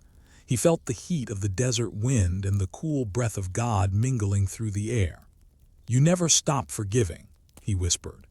"Even when we poison our own hearts, you turn the very venom into medicine." He looked upon the image again, lifeless metal, yet alive with meaning, and thought of the river that had once turned to blood, the sea that had opened, the stone that had given water. Always life had come from what was first feared. Always mercy had risen from judgment's shadow. And as the people slept, the fire and the bronze burned together in silence, one from above, one from below, like two mirrors reflecting the same eternal truth. That healing begins not when the pain ends, but when the eyes finally lift toward the light. The desert rested. The snakes were gone, the cries faded, and only the fire remained, whispering softly over the camp as if to remind them, "You live because I remember you." The days after the serpents were quiet, eerily quiet, as though even the wind feared to move. The people spoke in hushed voices, their eyes always glancing toward the bronze serpent glinting in the sun. It stood tall among their tents, a strange and solemn guardian. Each dawn, when the light touched its surface, it burned with the same color as the fire that hovered above their camp. Some came to look upon it out of gratitude, others out of guilt. Mothers carried their children to its shadow, whispering prayers that their little ones would never again forget the God who healed them. The old men sat near it at dusk, silent, their faces weathered like the stones of the wilderness. It had become both reminder and mercy, the symbol of what rebellion brings and what forgiveness restores. Moses, too, came each night to sit before it. The bronze figure shimmered before him, lifeless and yet alive with meaning. The desert wind played around it like unseen fingers on a harp. He would close his eyes and listen, not to the wind but to the voice that spoke through it, not in words but in remembrance. The people had changed. Their complaints grew fewer, their hearts more subdued. But Moses knew that the serpent's meaning would outlast their understanding. The same eyes that once lifted to heaven for salvation would, in time, forget again. He saw it already, how quickly wonder becomes routine, how easily the sacred becomes familiar. One evening, as the sky turned violet and the horizon burned with distant flame, Joshua approached him. The young man had become his shadow, always near, always learning. "Master," he said softly, "why does the Lord choose such strange signs? A serpent, a thing of fear made into a source of life." Moses smiled faintly, his gaze still on the bronze figure. "Because the heart of man learns through paradox," he answered. "We remember what wounds us, not what comforts us. The serpent reminds us that the same hand that sends trial also sends healing, that what we fear may yet become our path back to him." Joshua sat beside him, his eyes reflecting the glow. "And what will become of it when we reach the promised land?" Moses looked to the serpent once more. "That depends on the hearts of those who follow," he said. "If they see only the metal, they will forget the mercy behind it. If they remember the light it reflects, it will live as a witness." Every sign God gives can either be an idol or a reminder. The difference lies not in the sign, but in the heart that beholds it. The night deepened. The fire above the camp flickered softly, and the bronze serpent glowed with its reflection. The people slept, and for once there was peace. But peace in the desert is always brief. The following day they journeyed again, their path winding through the valley of Aboth, a place of dry rivers and stones that rang hollow underfoot. The manna still fell, the water still flowed, but the weariness of wandering grew heavier. Each step felt like a repetition of the last. Even faith, when stretched too long, begins to fray. Moses walked at the front, his staff tracing furrows in the sand. His eyes, though weary, still sought the pillar of cloud ahead. He had stopped praying for ease, he prayed now only for endurance. At sunset, they came to the borders of Edom, a kingdom of red hills and harsh kings. Moses sent messengers with words of peace. "We seek only passage through your land. We will not touch your wells nor tread upon your fields. Only let us pass by the king's highway." But Edom refused. Armed men came to the borders, their spears flashing in the sun. "You shall not pass," they said. "If you come near, we will march against you." The people despaired again. "The way is blocked," they murmured. "Will every road be closed to us?" Moses bowed his head, feeling the ache of years settle upon him. "Then we will walk around," he said quietly. "The Lord has not brought us this far to abandon us now." And so they turned aside, circling the land of Edom through burning sands and jagged stone. The journey grew longer, harsher. Many fell by the way. Yet still the fire led them, and the serpent gleamed faintly in their midst, carried upon a pole wherever they went. One night after the long march, Moses stood upon a ridge overlooking the sleeping camp. The stars were fierce and bright above him. The pillar of fire glowed below, painting the tents in gold, and near its base the bronze serpent shimmered, reflecting both heaven and flame. He lifted his hands, his voice trembling in prayer. "O Lord," he said, "teach them to remember not the bite, but the mercy that followed. Let the serpent not become their idol, but their mirror. Let it remind them that sin and salvation both begin with the turning of the heart." The fire pulsed gently in answer, as though nodding from the sky. The desert fell silent, no wind, no sound, only the steady breath of eternity pressing close. In that stillness, Moses understood. The wilderness was not punishment, but preparation. The serpents, the thirst, the endless road, all were the shaping of a people who could one day live not by miracles, but by memory. And the bronze serpent, silent and shining in the dark, stood as the promise of that transformation. A wound turned into wisdom, a curse turned into cure. That night the old prophet lay down beneath the stars and slept as one who had finally made peace with the fire that had followed him all his life. The wilderness was beginning to soften into the horizon. The air had changed, still dry, still wide, but the scent of the wind carried something new, something living. Green faintly clung to the far edges of the desert, as though the promise they had chased for 40 years was finally learning to appear. Yet before the end of their journey, one more test would come. They camped in the plains of Moab, opposite Jericho, where the river shimmered in the distance like a drea. The people could see the land of promise, but still they could not touch it.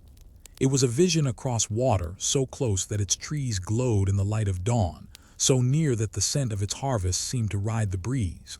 But God's promises are not reached by sight alone. They are crossed through surrender. The camp had grown large, stretching wide across the valley, thousands of tents glinting under the fire's reflection. The bronze serpent still stood in the midst, its head lifted high. The people revered it now, carrying garlands of gratitude, laying offerings at its base. But slowly their reverence began to tilt. Gratitude turned to dependence, memory to ritual. Some began to whisper that it was not the Lord but the image that had healed them. The serpent that was once a mirror of mercy was becoming an idol of habit. Moses saw it. His heart sank with the weight of it. Even mercy can be forgotten if the soul does not stay awake. That evening he called the elders. "The serpent was never your savior," he said, his voice tired but unshaken. "It is a sign, nothing more. The healing came not from bronze but from belief. Remember this before its shadow becomes a snare." The elders nodded, but the camp was restless. Years of wandering had left them weary of warnings. They wanted rest, not remembrance. So Moses withdrew. He climbed the ridge beyond the tents where the firelight faded and the stars took over the sky. Alone beneath that endless canopy, he prayed. "Lord," he whispered, "they are so near yet still blind. Show them that the promise is not a place but a presence." The voice came low and steady, not from the mountain, not from the air, but from within him. "Soon, my servant, soon they will see." Days passed. The people marched northward, the serpent still glinting upon its pole, the fire still ahead. Yet something within Moses had changed. He no longer feared the road. He feared only that the people would reach the land and forget who had carried them. As they neared the river Jordan, Moses gathered the tribes once more. He stood upon a small rise, the pillar of cloud hanging still above him, its shadow stretching long across the sand. His staff, now worn and smooth with age, rested in his hand. The people fell silent. "You have seen the hand of God," he said. "You have walked through fire and water. You have eaten bread from heaven and drunk from stone.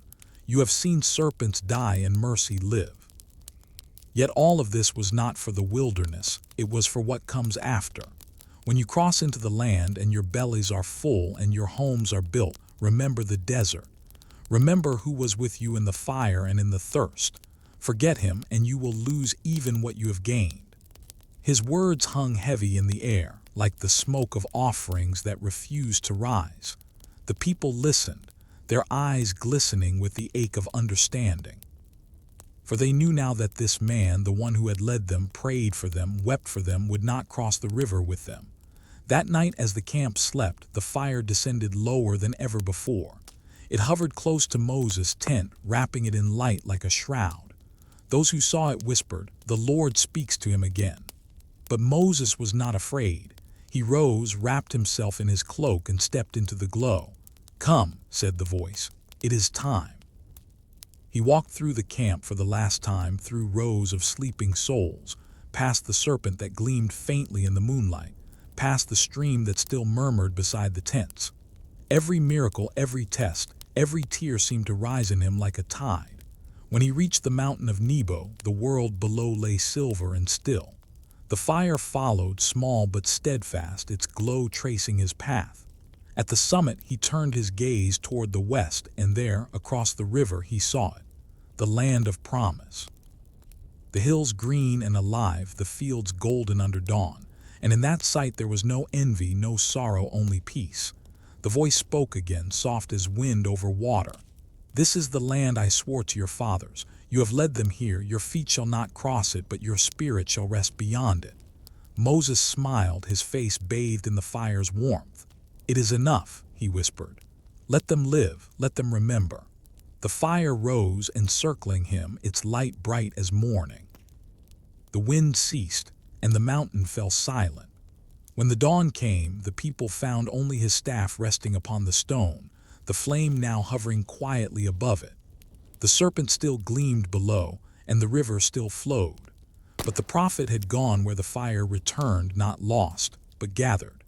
And though his body lay unseen, his story lived unwritten, not in tablets of stone, but in the hearts of those who had learned to lift their eyes toward heaven when the ground beneath them gave way. The bronze serpent caught the morning light and shone, a silent witness to all that had been. And somewhere in that shimmer, the desert whispered one last truth. That faith is the gaze that heals, and remembrance is the water that never runs dry. Morning broke soft and golden over the valley of Moab. The people stirred within their tents, unaware that the man who had led them from slavery to promise now lay in the eternal rest known only to those chosen by God. The pillar of fire, their faithful guide through 40 years of wandering, had lifted in the night and drifted toward the eastern mountains. It now hovered there, quiet, unmoving, as though keeping vigil. Below, the camp awakened to silence. The air felt different, the stillness heavy, as if even the desert knew that something sacred had passed. Children ran to the edge of the valley and pointed toward the mountain of Nebo. "The fire is waiting," they said, but their parents hushed them, for they sensed what the children could not, that the prophet's journey had ended. Joshua stood apart from the camp, gazing toward the glowing summit. The first light of dawn caught his face, and he felt its warmth with the ache of memory. He had climbed beside Moses once, fought beside him, learned beneath him, and now the world seemed emptier without the quiet strength of that voice. But within the silence he could still hear it. Be strong and do not fear. The Lord is with you. The wind swept through the valley then, carrying with it a faint scent of cedar and stone, the perfume of the mountain where God had met his servant one last time. The pillar of fire flickered, then rose, ascending slowly into the pale sky until it vanished within the sun. The people fell to their knees. A cry rose from the camp, not of despair, but of reverence, the sound of a nation mourning the man who had spoken with God face to face. For 30 days they remained in Moab, the river murmuring beside them like a hymn. They did not move, for the fire was gone, and the desert without the fire felt like a body without breath. The river Jordan glittered nearby, wide and calm, its surface shining like molten glass beneath the sun. The people often came to its banks, staring across at the hills of Canaan, the land of milk and honey that their fathers had dreamed of. The water whispered, its current slow and steady, as if holding back the promise until the right hands came to touch it. Joshua came there often, alone. He would stand upon the bank, his sandals sinking into the damp earth, and stare at the other side. The wind carried the scent of new soil, of orchards unseen. Yet every time he reached down to touch the water, something within him held back. One evening, as twilight deepened, he knelt beside the river and whispered, "Lord, I am not Moses. I have not seen your glory upon the mountain. I have not heard your voice in the thunder." His hand trembled as he dipped it into the cool current. "If I am to lead them, let this river speak to me as the fire spoke to him." And the river did.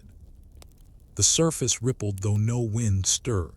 The current shimmered, catching the last of the dying sun. And from the depths came a low hum, not a sound, but a presence, like the breath of creation moving through the water. The river seemed to whisper back, "As the fire guided him, so will the water guide you. For the flame burns once, but the river remembers forever." Joshua bowed his head. He knew then that the fire which had departed had not died, it had simply changed form. What once burned above their tents now flowed beneath their feet, alive in the current, guiding them forward. The next morning he called the priests and the elders to the river bank. "The Lord has spoken," he said. "Prepare to cross, for the promise awaits." The people gathered, trembling with both fear and hope. Before them the Jordan swelled wide and deep, its waters moving fast with the rains of spring. The memory of the Red Sea lived among them, but this was a new generation. Many had been born in the desert, never having seen the sea divide. They whispered to one another, "Will he part the waters again?" Joshua turned to the priests who bore the ark, the golden chest that held the covenant, the same tablets once given through lightning and fire. "Step into the river," he commanded. "Do not wait for the waters to part. Step first, and the Lord will show his power." The priests hesitated only a moment, then lifted the ark upon their shoulders and walked toward the water. The current hissed around their feet, cool and fierce. One step, then another. And as the soles of their feet touched the river's heart, the water stopped. Upstream, the flood stood still, rising into a great shimmering wall. Downstream, the current fled toward the Dead Sea until the riverbed lay open, dry, golden, silent. The people gasped. The children cried out, "The fire has become water." Joshua lifted his hands, tears glinting in his eyes. "Cross now," he said, "for the river remembers." The people moved forward, thousands crossing upon the dry bed, their feet touching the same stones that had waited centuries beneath the current. Some wept, others sang softly. And when the last of them had crossed, the priests stepped out from the river, and the waters returned, roaring back with a sound like applause. That night they camped on the western bank. Joshua built an altar of 12 stones, one for each tribe, carried from the river's bed, and he said, "These stones shall be a witness, that generations may know what the river has seen." The water remembers, and so must we. As the stars filled the sky, the people looked back toward Jordan. Its surface glowed faintly beneath the moon, and for an instant, just an instant, they saw within its depths a flicker of flame, burning silently beneath the current. It was as if the fire that once walked beside them now flowed within the river's heart, still leading, still alive. And in that sacred reflection they understood. The fire had not left them. It had become water. The first morning beyond the river was unlike any dawn the people had ever seen. The light fell differently here, soft, golden, alive with promise. Dew sparkled upon grass instead of sand, and for the first time in a generation, they woke to the scent of earth that could bear fruit. Birds called from unseen branches, and the wind no longer hissed with dust, but sighed with the sound of life. The fire no longer hovered above them, nor did the cloud lead their way. Yet the memory of both lingered like warmth in the bones after a long night. Now it was the river that held their guide, flowing, unseen but eternal. For the fire had not vanished. It had entered the current and passed with them into the land of promise. Joshua walked among the people as they marveled. Some knelt to press their hands into the soil, whispering prayers of disbelief. Children gathered the first wildflowers they had ever touched, holding them like sacred things. The manna, too, had ceased. It did not fall that morning, nor any morning after. When they looked for it, the ground was bare. But in its absence was no hunger, for nearby fields swayed heavy with grain. The wilderness had ended, and with it, the daily miracles that had once been their only food. Joshua stood upon a small rise overlooking the river. From here he could see both worlds, the desert fading into haze behind them, and the fertile plains spreading before. Between them shimmered the Jordan, a silver scar dividing memory from fulfillment. He bowed his head and whispered, "You have carried us, Lord, through every thirst and storm. Teach us now to live without seeing the flame." And the river answered with silence, not absence but peace. At sunset, Joshua gathered the elders. They lit no fire that night, for the air itself glowed with the warmth of promise. "The Lord has kept his word," Joshua said. "But remember, this land is not the reward of your strength. It is the covenant of his mercy. The same river that opened for you will one day close again, but its memory will flow through your children if they walk in his ways." He pointed toward the riverbank where the 12 stones still stood in a circle of light. "When your sons ask what these stones mean, you shall tell them, 'The river parted for us, as it once parted for our fathers before the sea. We walked through because the living God walked among us.'" The elders bowed, their faces reflecting both awe and sorrow, for even joy carries the shadow of remembrance. They had lost much to reach this place: mothers, fathers, brothers who had fallen in the wilderness, buried beneath dunes that now lay far behind them. The land they touched was holy, but it was also heavy with their ghosts. That night, Joshua wandered near the water. The moon hung full above, its light spreading silver across the current. Knelt by the river's edge, dipping his hands into the flow. It was cool, almost cold, and beneath its surface he felt something pulsing like a heartbeat. He whispered, "Moses, my teacher, my friend. You led us to this edge and the Lord carried us beyond it. You rest now, but your voice still lives in the current." For a moment he thought he heard it, a faint murmur rising through the ripples like the low hum of wind across stone. "Do not be afraid, Joshua. You are not alone. The river remembers." He lifted his head, tears glinting in the moonlight. The reflection of the stars trembled upon the water, and in their flicker he saw what the desert had always hidden, that the miracles of God were never bound to place or sign. They were alive in memory, in every retelling, in every whisper, in every act of faith that refused to fade. The river flowed on, carrying silt from the wilderness and promise alike, mingling them in one endless current. It became the vessel of everything, their hunger, their doubt, their deliverance, all gathered into one body of remembrance. And as long as it flowed, it would speak of the day heaven touched tea. He earthed through mercy instead of wrath. Days turned into weeks and life began to take root in the new land. Fields were sown, altars raised, songs written anew. Yet each evening, as the sun sank and shadows lengthened across the plains, some would walk to the Jordan's edge to pray. They did not speak loudly or sing as they once had in the desert. They only knelt and listened. And if the wind was still and the stars bright, they swore they could hear a sound beneath the surface, the whisper of water remembering fire. Generations would come and go. Kings would rise and fall. The ark would be carried into battle and lost, then found again. The people would forget and remember and forget once more. But through it all, the river would remain patient, steady, flowing through the heart of their land like a thread of divine memory. For the river did not forget the feet that once crossed it. It did not forget the fire that once shone above it, nor the prophet who had looked upon it from afar.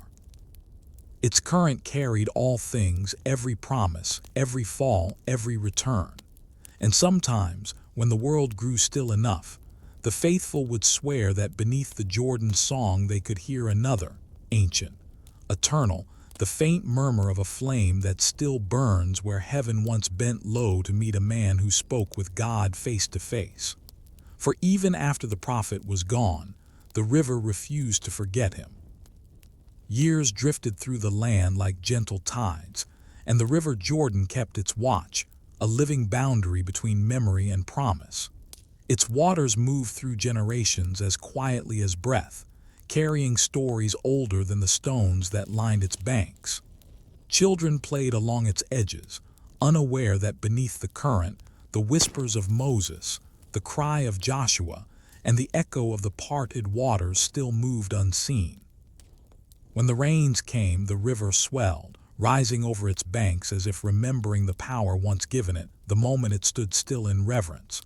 And when drought came, it shrank to a silver thread, yet even then its voice did not cease. It murmured through the reeds, "He is still here." The people prospered. Cities were built, songs were written, and the wilderness slowly faded into legend. Yet the river, eternal and watchful, did not let their story sink into silence.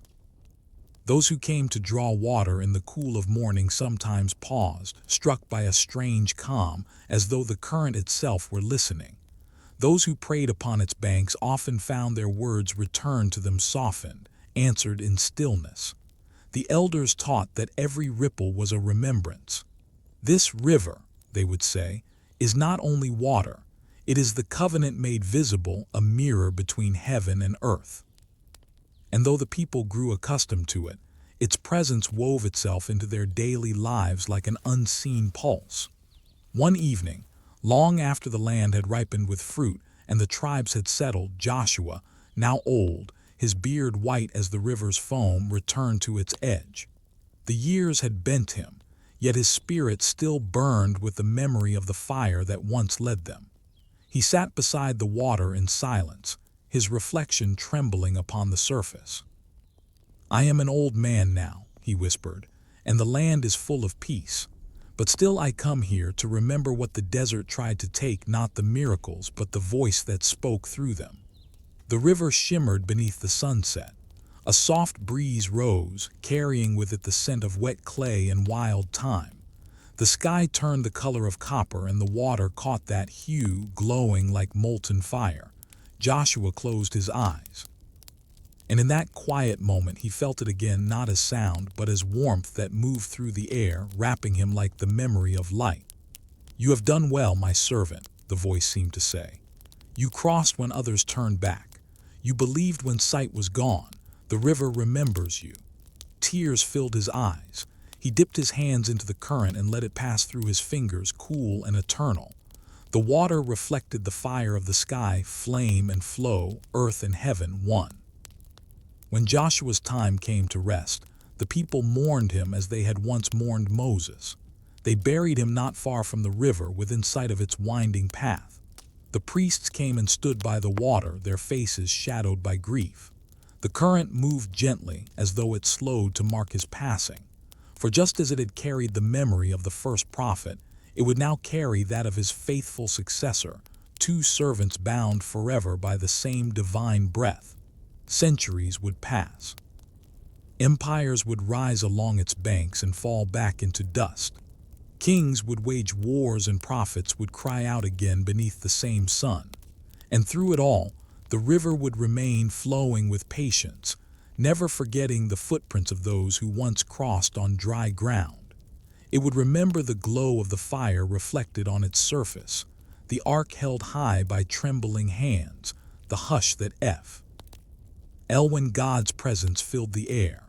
It would remember the murmurs of those who doubted and the songs of those who believed. The river had seen everything, rebellion and repentance, exile and return, and it carried it all with grace. Sometimes, on nights when the moon was full and the wind was still, travelers swore they saw a shimmer upon the water, a faint light moving across its face, as though a pillar of fire walked once more upon the waves. Others said they heard voices in the current, not fearful but reverent, like a prayer half remembered, still being whispered through time. The river did not speak in words, for it had no mouth, but it bore memory, and in its depths the covenant still breathed. Even when ages turned, even when temples crumbled and tongues changed, the river continued to flow, as constant as God's patience, as unending as His mercy. And though the people changed, though their songs grew new names for the same eternal truth, the water still remembered the old ones: Moses, Joshua, the shepherds, the wanderers, the fire that had once fallen and taught men that holiness could travel in the form of flame or water or word.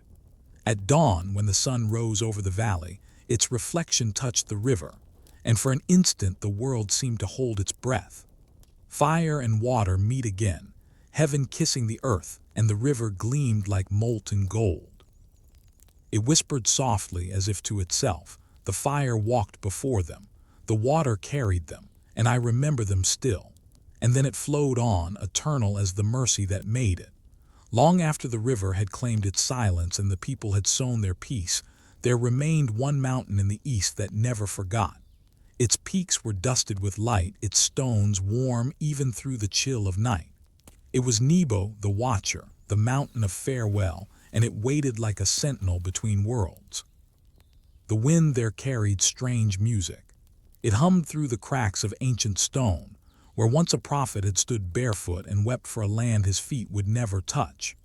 The desert below had shifted, swallowed by centuries, yet Nebo's summit remained untouched. Clouds still drifted beneath it like offerings of smoke, and when dawn came, the first light always fell there first, as though heaven itself still remembered the one who had spoken with God face to face. Travelers often passed through Moab and would look upon the mountain with reverence. The old ones told their children, "That is where the servant of God saw the promise and went to rest." But they never spoke the full truth, for none knew where he was buried. The Lord Himself had hidden His resting place, and only the mountain kept the secret. Sometimes, when the night was still and stars spread wide across the heavens, shepherds said they saw a faint glow upon the peak, not the wildfire of wrath, but the quiet light of remembrance.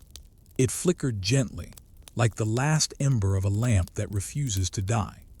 They said it was the soul of Moses, or perhaps the fire that once spoke to him, still lingering in communion with the stones that had felt his final breath.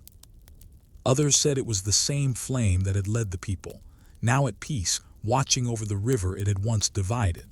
But the mountain knew better. It had heard the whispers of the eternal that day, the tender voice that called a weary prophet by name, not to command but to rest. It had felt the warmth of that meeting, the breath of God upon its summit. When the world below still trembled with laws and armies, Nebo had been quiet, sanctified by a farewell spoken not in thunder, but in love. And so it waited age after age, dawn after dawn, wrapped in mist and memory. One morning, centuries after the tribes had settled and kings had risen and fallen, a stranger climbed the mountain. He was not of Moab nor of the tribes, but a wanderer, his robe coarse, his staff worn, his eyes bright with the hunger of one seeking truth.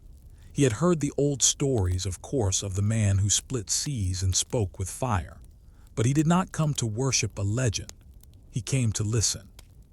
Climb was long. The air grew thinner with each step, and by the time he reached the summit, his heart was pounding like a drum. The valley stretched wide below, the Jordan winding silver through the fields, the far hills glowing beneath the sun. He knelt and placed his hand upon the stone. It was warm. "Peace be upon you," he whispered to the unseen prophet. "I do not seek your grave, I seek your memory." A soft wind rose. It circled him, lifting the edge of his robe. The sound it made was not unlike a sigh. And then, faint and low, it seemed to answer not in words, but in the language that mountains speak when heaven draws near. The wanderer felt it, that pulse, that quiet fire that hums beneath creation.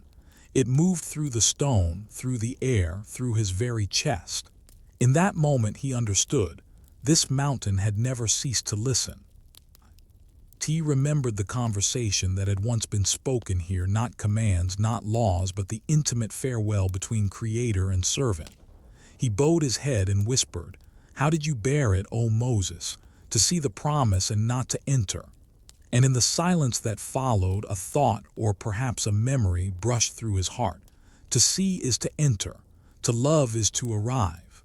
He wept, for he realized that the mountain's lesson was not loss but trust, that God's promise was never bound to borders or possession but to faith itself.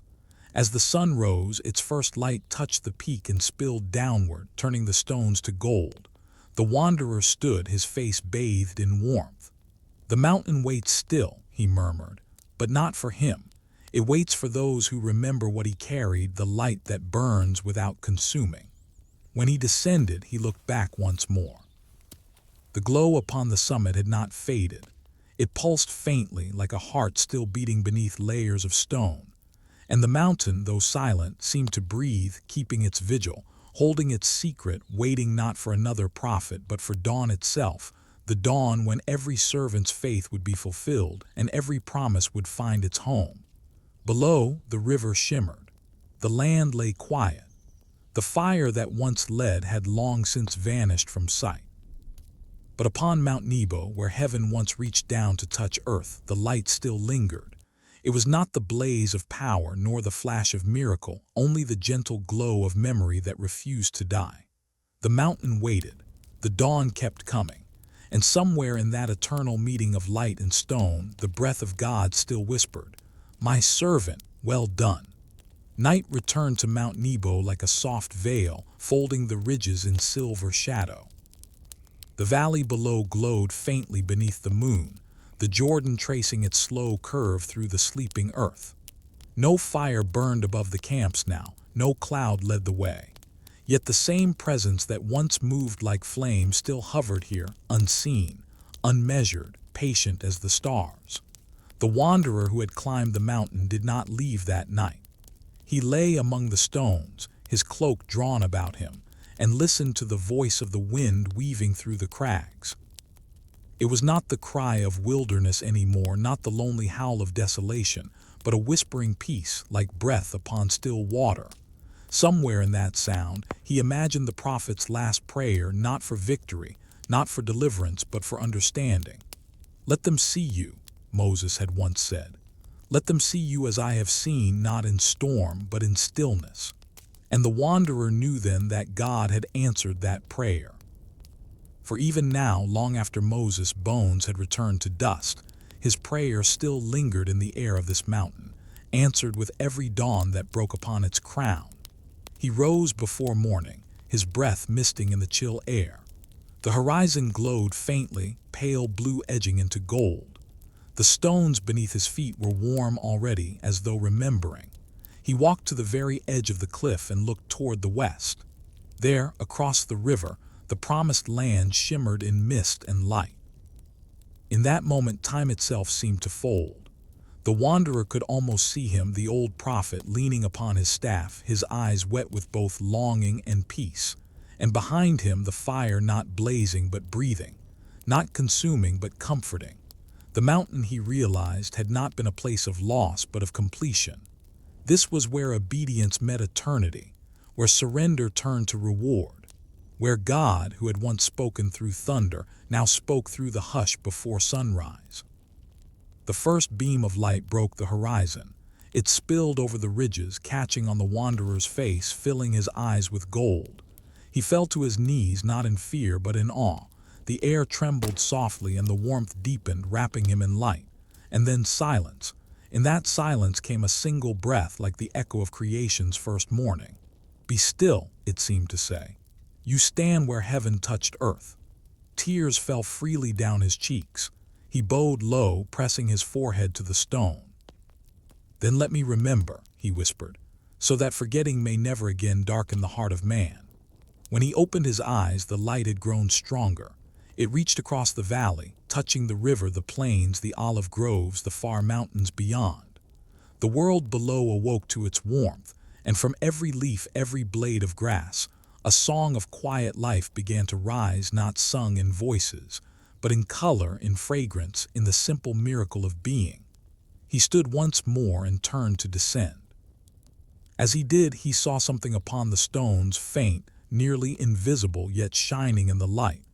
It was not writing, not words carved by hand, but lines of light woven into the rock itself, as though heaven had once rested here and left its signature.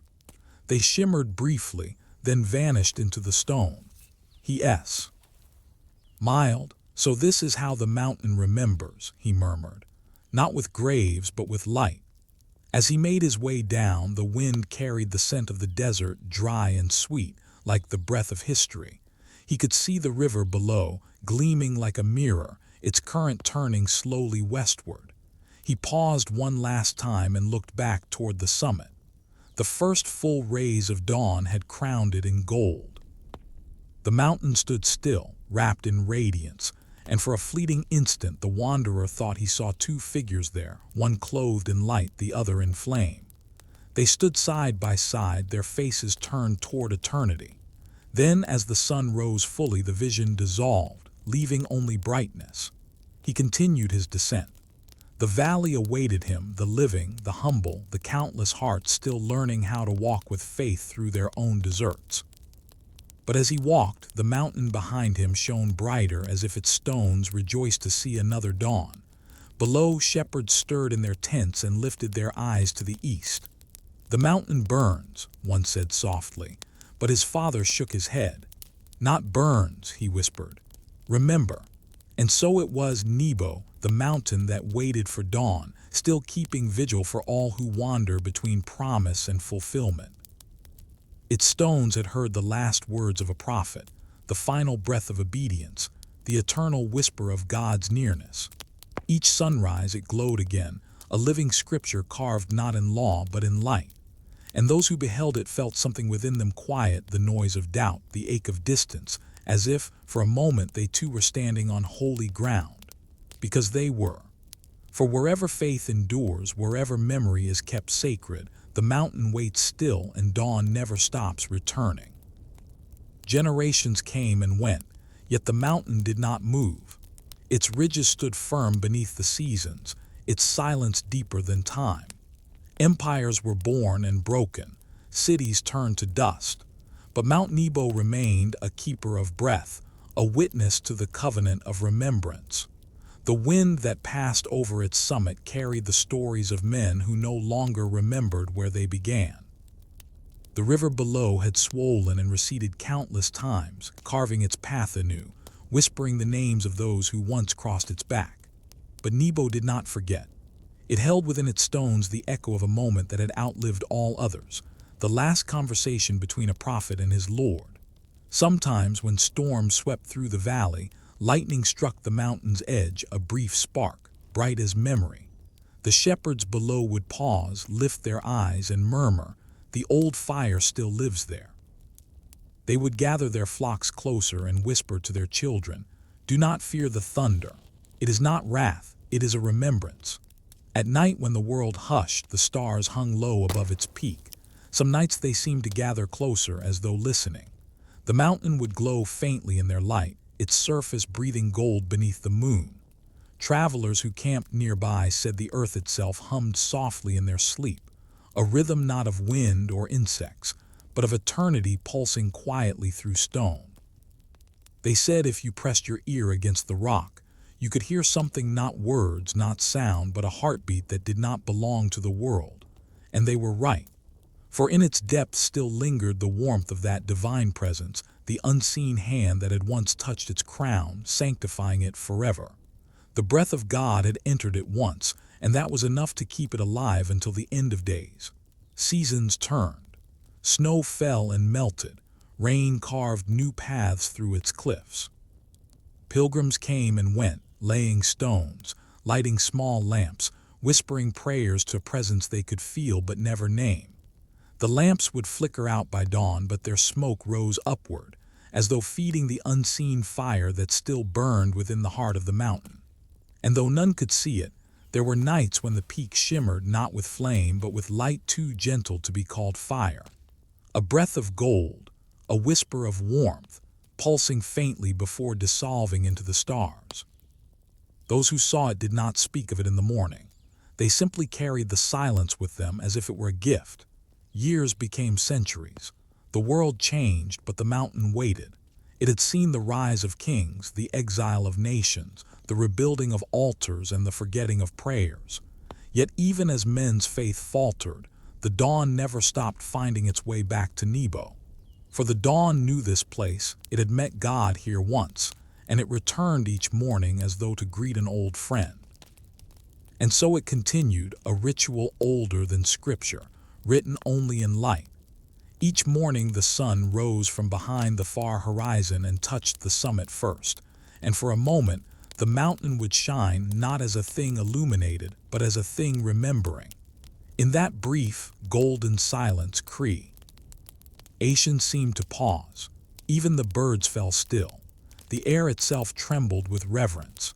And if one stood at the riverbank far below, they could see it, that glow upon the peak, the reflection of heaven remembering earth.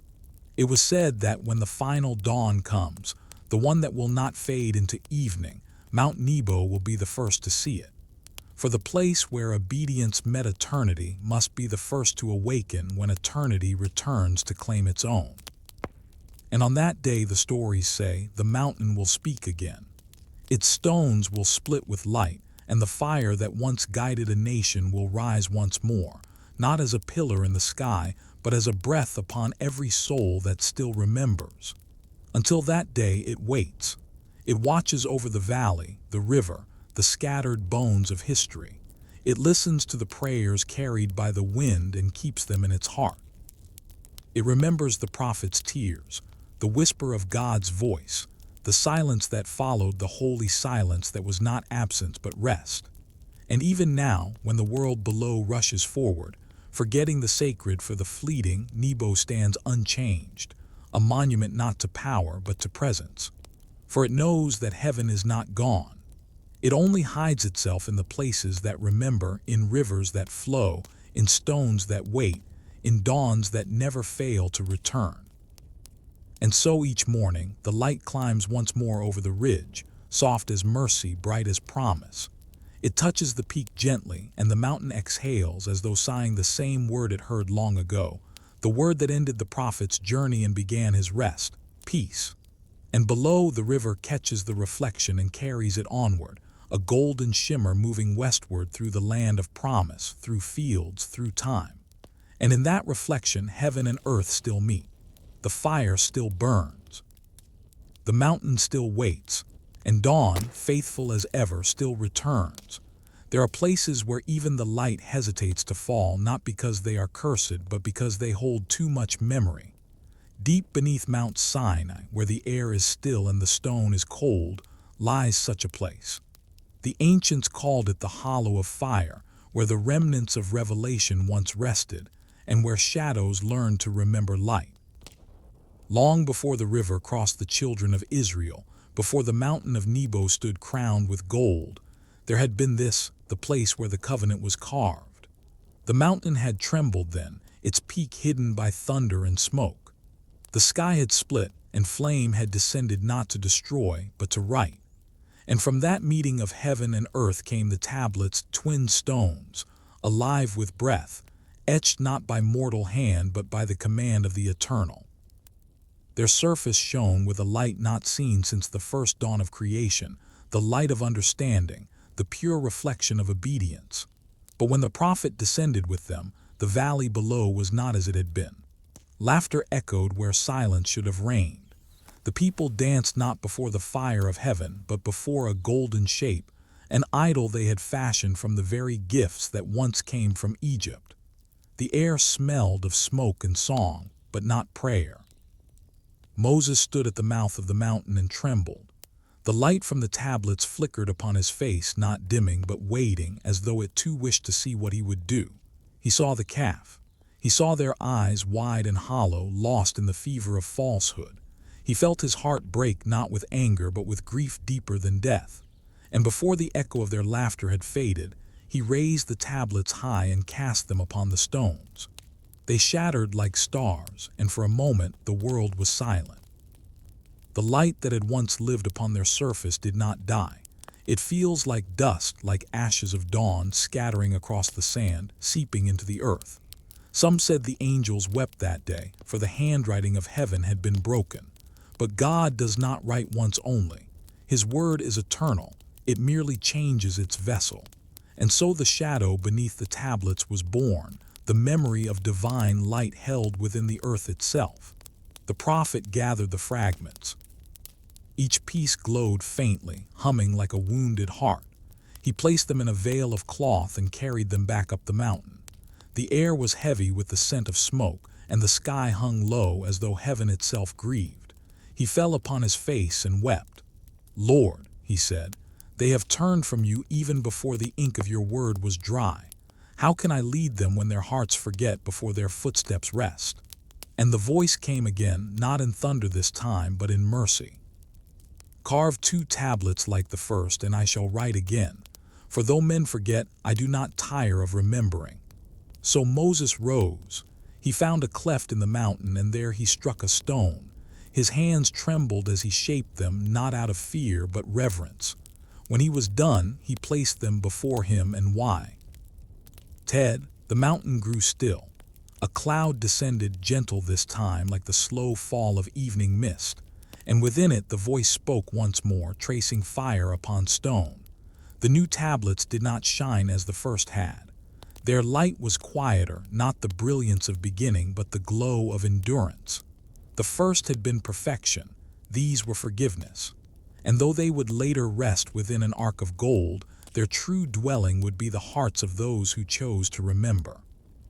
But the place where the fragments had fallen, the hollow beneath the mountain, never lost their light. Even after Moses descended again, even after the years turned and the camp moved on, that hollow still glowed faintly at night. The shepherds who passed near it said the stones there whispered softly, like wind through reeds. And those who were brave enough to enter swore they saw pale lights hovering in the dark, fragments of a covenant flickering like embers beneath the world. It was said that one could feel warmth there, though no fire burned. And if you knelt long enough in silence, the shadows themselves would begin to breathe. The old men of the desert said that the hollow was not cursed but blessed, for it reminded heaven of its patience and men of their frailty. In time, few remembered where the hollow lay. Its entrance was swallowed by shifting sand, its path lost to time.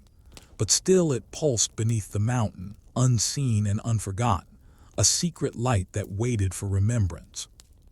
And though the tablets that replaced the first would travel through generations, housed in gold and guarded by priests, the true covenant, the one that was broken and rewritten, lived in that shadow beneath the stone. For every word that is broken for love's sake becomes a deeper truth. And so the shadow remained not dark but sacred, not the absence of light but its echo. And those who dream beneath Sinai's peak still sometimes see it, a flicker of gold under the ground, like the heartbeat of the mountain itself. It is said that when the wind rises just before dawn, the sand moves softly over that place, uncovering the faint glow of the fragments for a breathless moment, and then covering them again as though protecting something too holy for eyes to see. The mountain breathes, the earth remembers.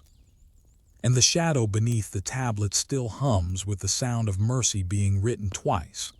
The hollow beneath Sinai had become a secret known only to the wind. No pilgrim's foot found its path, no shepherd's staff disturbed its stillness. Yet deep below, where the earth's ribs glowed faintly with memory, something eternal continued to whisper. The fragments slept, but not in silence, they dreamed. Their light had softened over the ages, no longer the fierce blaze of revelation, but a gentle pulse like breath beneath stone. When the moon was full, the sand above shimmered faintly, as though reflecting a light that no sky had offered. The desert tribes called it the breathing ground. They did not know why, only that if one stood there at midnight, the air trembled with warmth. They said that place healed those who wept not by removing sorrow, but by teaching it how to pray. Above, the mountain stood as it always had, vast, unmoving, its summit lost in the endless hush of stars. But beneath its feet lay the heart of something older than stone, the memory of divine patience. One evening, long after the children of Israel had settled their lands and generations had turned to dust, a traveler crossed the wilderness. His face was weathered by years, his robe faded to the color of dawn. He carried no map, only faith that the wind itself would lead him. He walked for 7 days and nights, guided by the stars. On the 8th, the wind changed. It no longer carried the dry scent of distance, but something sweet like rain before it falls. He followed it until he reached a place where the sand glowed faintly beneath his feet. The air was warm, the silence alive. He knelt. "This is not the mountain," he whispered, "but something sleeps beneath it." He pressed his hand to the ground. The sand was soft, but beneath it he felt stone smooth, warm, and pulsing faintly. A whisper rose from below, faint but real. "Remember." The word moved through him like light through water. He saw, not with his eyes but with his spirit, the moment when the first tablets had shattered, when light had fallen into shadow, and mercy had been born from loss. He saw the prophet's tears falling onto broken stone, and the fire that once burned in wrath turning into tenderness. He wept not in sorrow but in awe. Then he spoke aloud as though to the mountain itself. "O Lord, you broke your own word that man might be remade. You shattered perfection to teach us that even fragments can still glow." The air stirred. A soft wind circled him, carrying dust that sparkled in the moonlight. The ground beneath him seemed to sigh, and he felt warmth rise from below like the slow exhale of something ancient and alive. He understood then that the fragments had never died. They had been absorbed into the earth, into the breath of all living things. Every truth spoken, every act of mercy, every moment of remembrance, it all came from that same buried light. And the hollow beneath Sinai was its heart. The traveler remained there until dawn. When the first light of morning touched the horizon, he rose and marked the spot with a small cairn of stones, not an altar but a remembrance. He whispered, "May those who seek find not the fire that burns but the one that forgives." Then he turned and walked away, leaving the desert as silent as before. Yet something in the ground beneath stirred once more. The fragments pulsed brighter, as though awakened by the sound of gratitude. It is said that from that day onward, the wind that crossed the Sinai carried a faint warmth, not heat, but a gentle breath that comforted those who journeyed through the wilderness. The Bedouins said it was the sigh of the mountain, remembering its promise. Others said it was the whisper of God still echoing through the hollow. Whatever it was, it remained unseen, unfailing. And though the world above changed, kingdoms rose, languages vanished, men built monuments and forgot their meanings, the shadow beneath the tablets did not fade. It waited. For in every age there would come a moment when the sacred seemed lost, when the world forgot how to listen. And in those moments something beneath creation would stir again, releasing its quiet warmth, its soft whisper. Remember. Sometimes it came as a dream, a flash of light behind closed eyes, a wordless peace. Sometimes as the trembling of the heart when hearing a prayer long forgotten. And sometimes as the simple act of mercy between two souls, a reflection of the covenant that could never truly be broken. Because even shattered, the tablets had done their work. They had fallen so that humanity might rise. And so the shadow beneath Sinai remained not as darkness, but as promised. The glow beneath the earth was not gone. It had merely gone inward, hiding itself within hearts capable of carrying it. The traveler who had found it vanished into history. Some said he was a scholar, others a shepherd, others still an angel in disguise. But in every telling, one truth stayed the same. That night beneath Sinai, the mountain breathed again. And the world, though it did not know it, breathed with it. The light that had once burned upon stone now lived in men, fragile, flawed, and yet radiant. For God had written again, not on tablets of rock, but upon the trembling pages of the human soul. And every sunrise that touched the mountain was a reminder that the covenant had never truly left. It had simply moved deeper, closer, eternal. The mountain kept its silence. The sand covered its secret. But the light beneath that holy hum still pulsed, waiting for another listener to kneel in the dust and hear what the prophet once heard, that even broken things can carry the fire of God. Morning came slow over Sinai. The light spread thin across the peaks, brushing against rock that had known both thunder and tenderness. The mountain was old now, older even than memory, but its spirit did not fade. Beneath its vast silence, the hollow still glowed faintly, an unseen ember beneath the ribs of the earth. The wind moved softly over the sand, tracing invisible lines like scripture written by an unseen hand. It passed over the place where the traveler had knelt, lifting small grains into the air, each one carrying the warmth of something sacred. And for a brief moment the desert shimmered not with heat but with remembrance. It was said that the hollow still sang. Those who passed near it swore that if they stopped and closed their eyes, they could hear a pulse beneath the ground, faint, rhythmic, and endless. It was not the sound of life, but of memory. The earth remembered the hand that had written on stone, and even more, the mercy that had written again. One night, centuries later, a young shepherd took shelter at the base of Sinai. He had lost his way in a sandstorm and wandered until his strength gave out. He fell asleep beside a cluster of stones, unaware that beneath them lay the hollow where light once fell. In his dream, he saw a figure standing on a mountain, cloaked in flame that did not burn. The figure turned, and though its face was veiled, its voice was gentle. "Why do you sleep in fear?" it asked. "I am lost," said the shepherd. The voice replied, "So were they when the tablets broke, but every loss is only the beginning of remembering." The dream faded. When he woke, dawn had come, and the sand around him shimmered faintly with warmth. He rose, trembling. Though his path home was still uncertain, his fear was gone. He walked onward with a strange peace, guided not by direction but by faith. That night, in the villages beyond the desert, he told no one what he had seen, but he began to speak gently to his flock, to the children who passed by, to the weary travelers who sought water.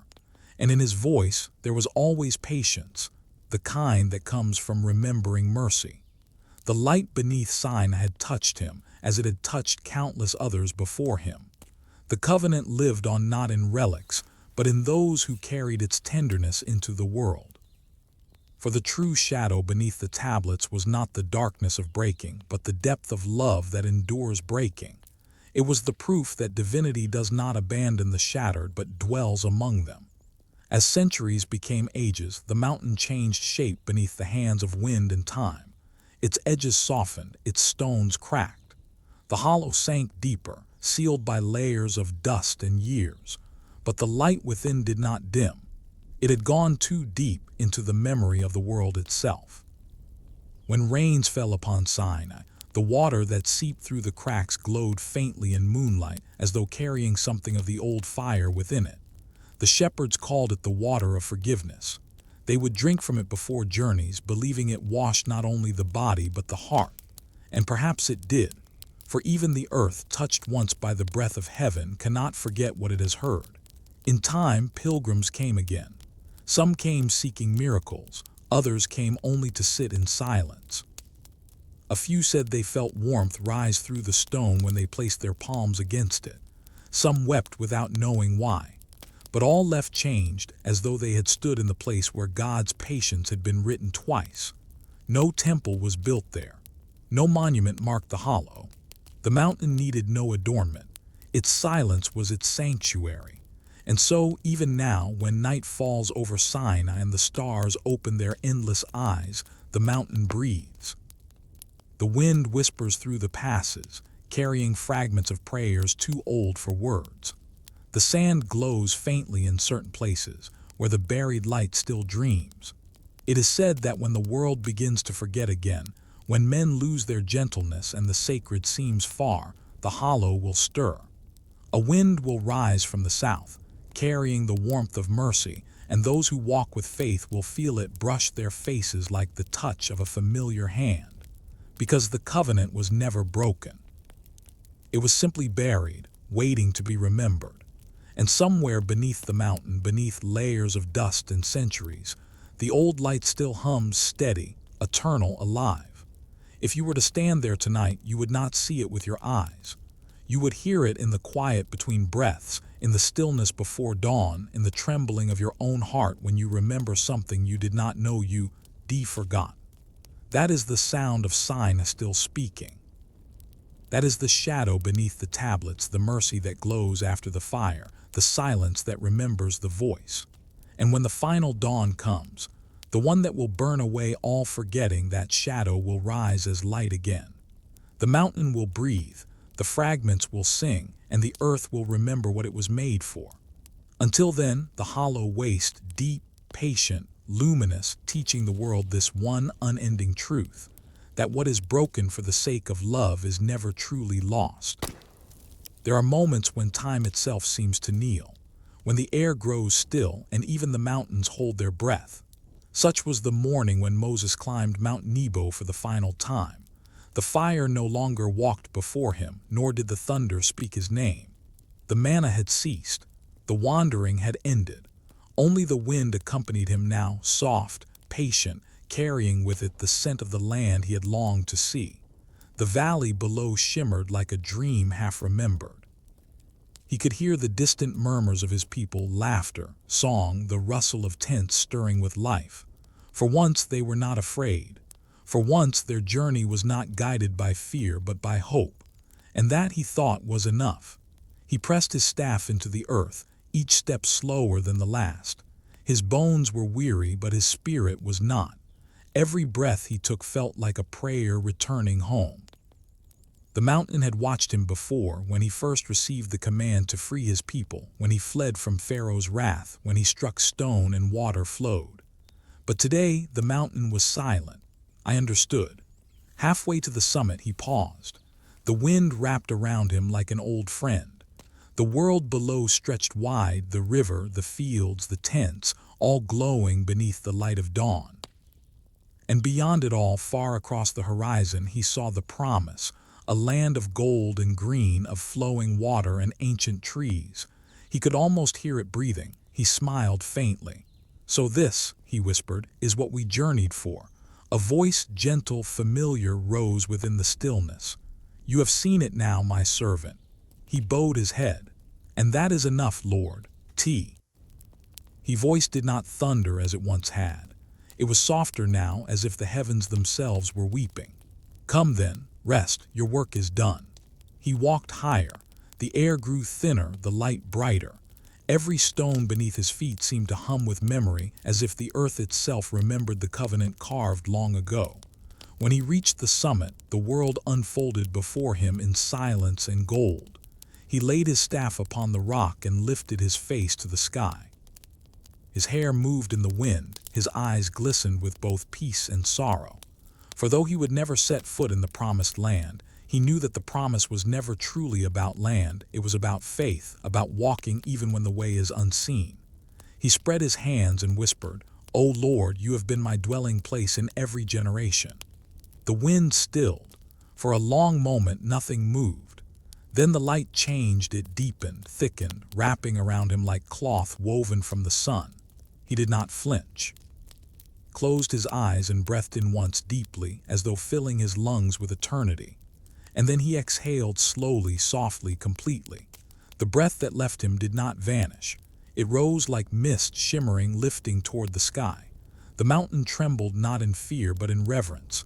A light gentle as dawn surrounded him, and within it the whisper came once more, "Well done, my beloved." The prophet's body was still. His eyes remained half open, gazing toward the horizon where the promise shimmered. His lips held the faintest curve of a smile, the kind that comes from one who has seen the face of God and found rest in the silence that follows. The fire that once burned before the people descended one last time. It wrapped him in gold, lifted his form, and hid him within its heart.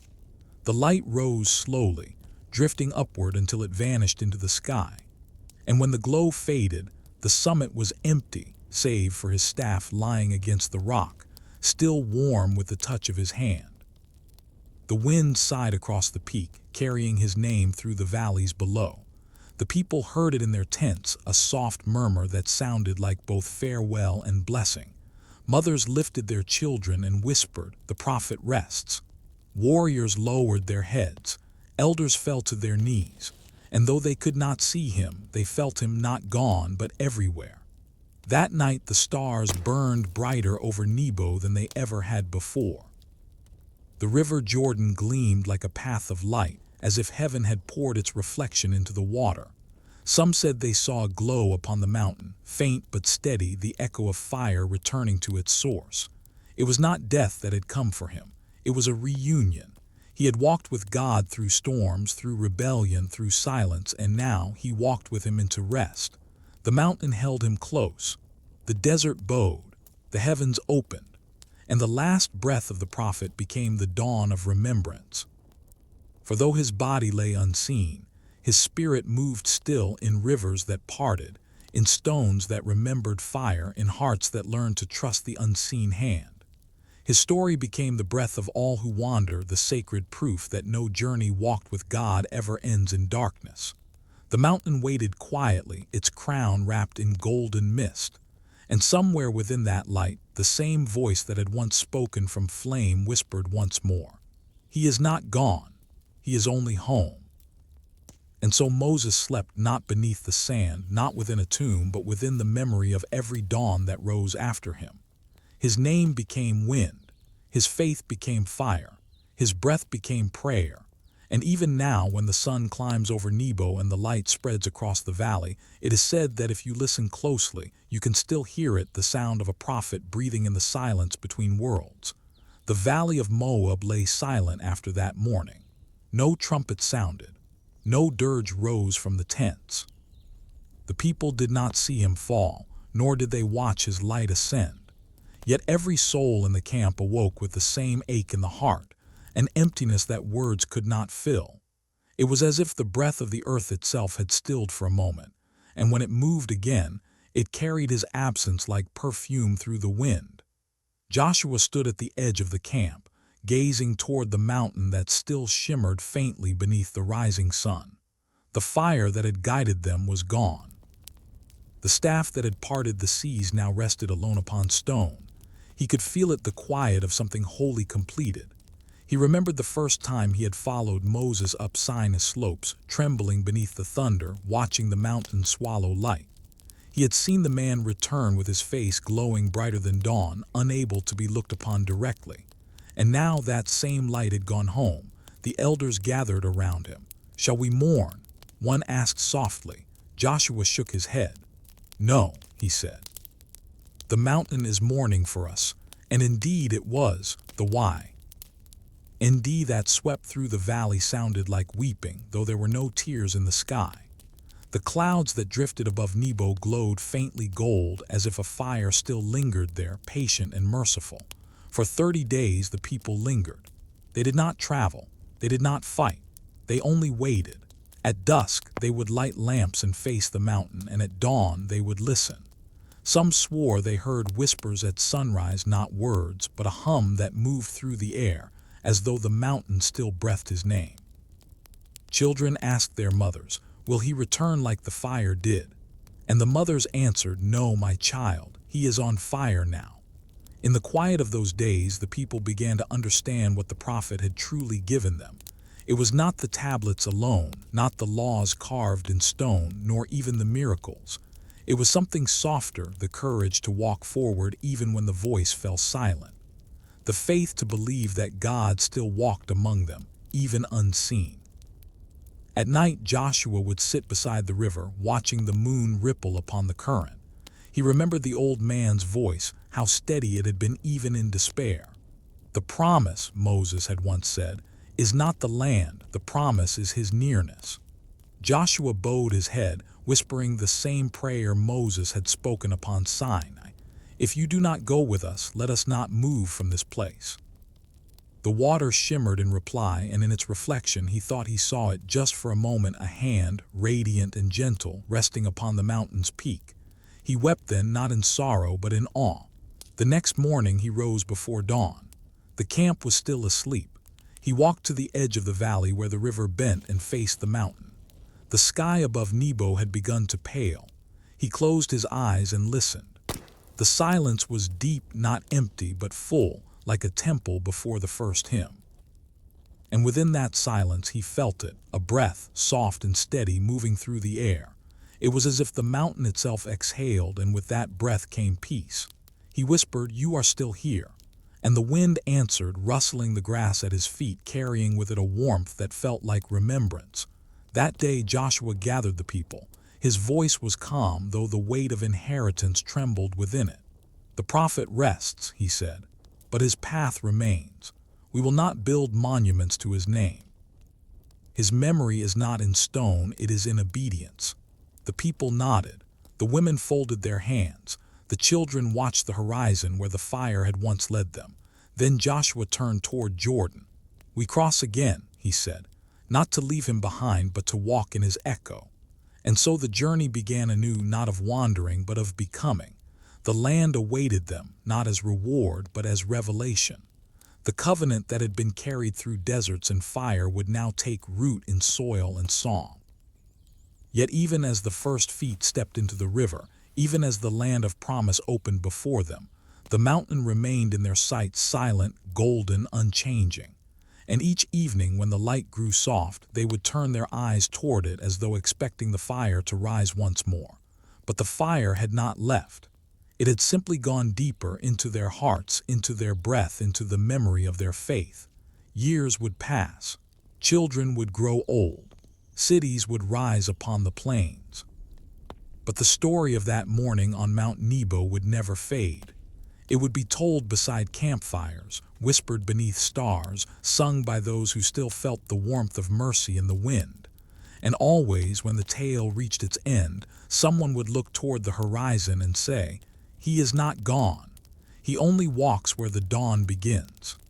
The mountain still waited. The valley still glowed. And the last breath of the prophet, the one that rose toward heaven like mist, still moved through the air of the earth, binding the living to the eternal. If you stood there now beneath Nebo's shadow, you would not see his body nor find his tomb. But you would feel him in the hush before sunrise, in the quiet between prayers, in the stillness that falls when the soul finally stops reaching and begins to listen. That is where he rests, not in stone, not in history, but in silence. The years that followed his passing flowed like the river he had once stood beside, quiet, certain, endless. The story of Moses became more than memory, it became breath. Each generation inhaled it like dawn, exhaled it like prayer. They spoke his name not as legend, but as rhythm, the rhythm of obedience, of faith that survived the silence of its guide. But the mountain is still remembered. Each morning, Mount Nebo was the first to greet the light. The sun rose there before any other place in the valley, as though the heavens themselves refused to let the prophet's resting ground sleep too long in shadow. When the wind swept over its slopes, it carried not dust, but the scent of cedar and fire, a fragrance the elders called the breath of Moses.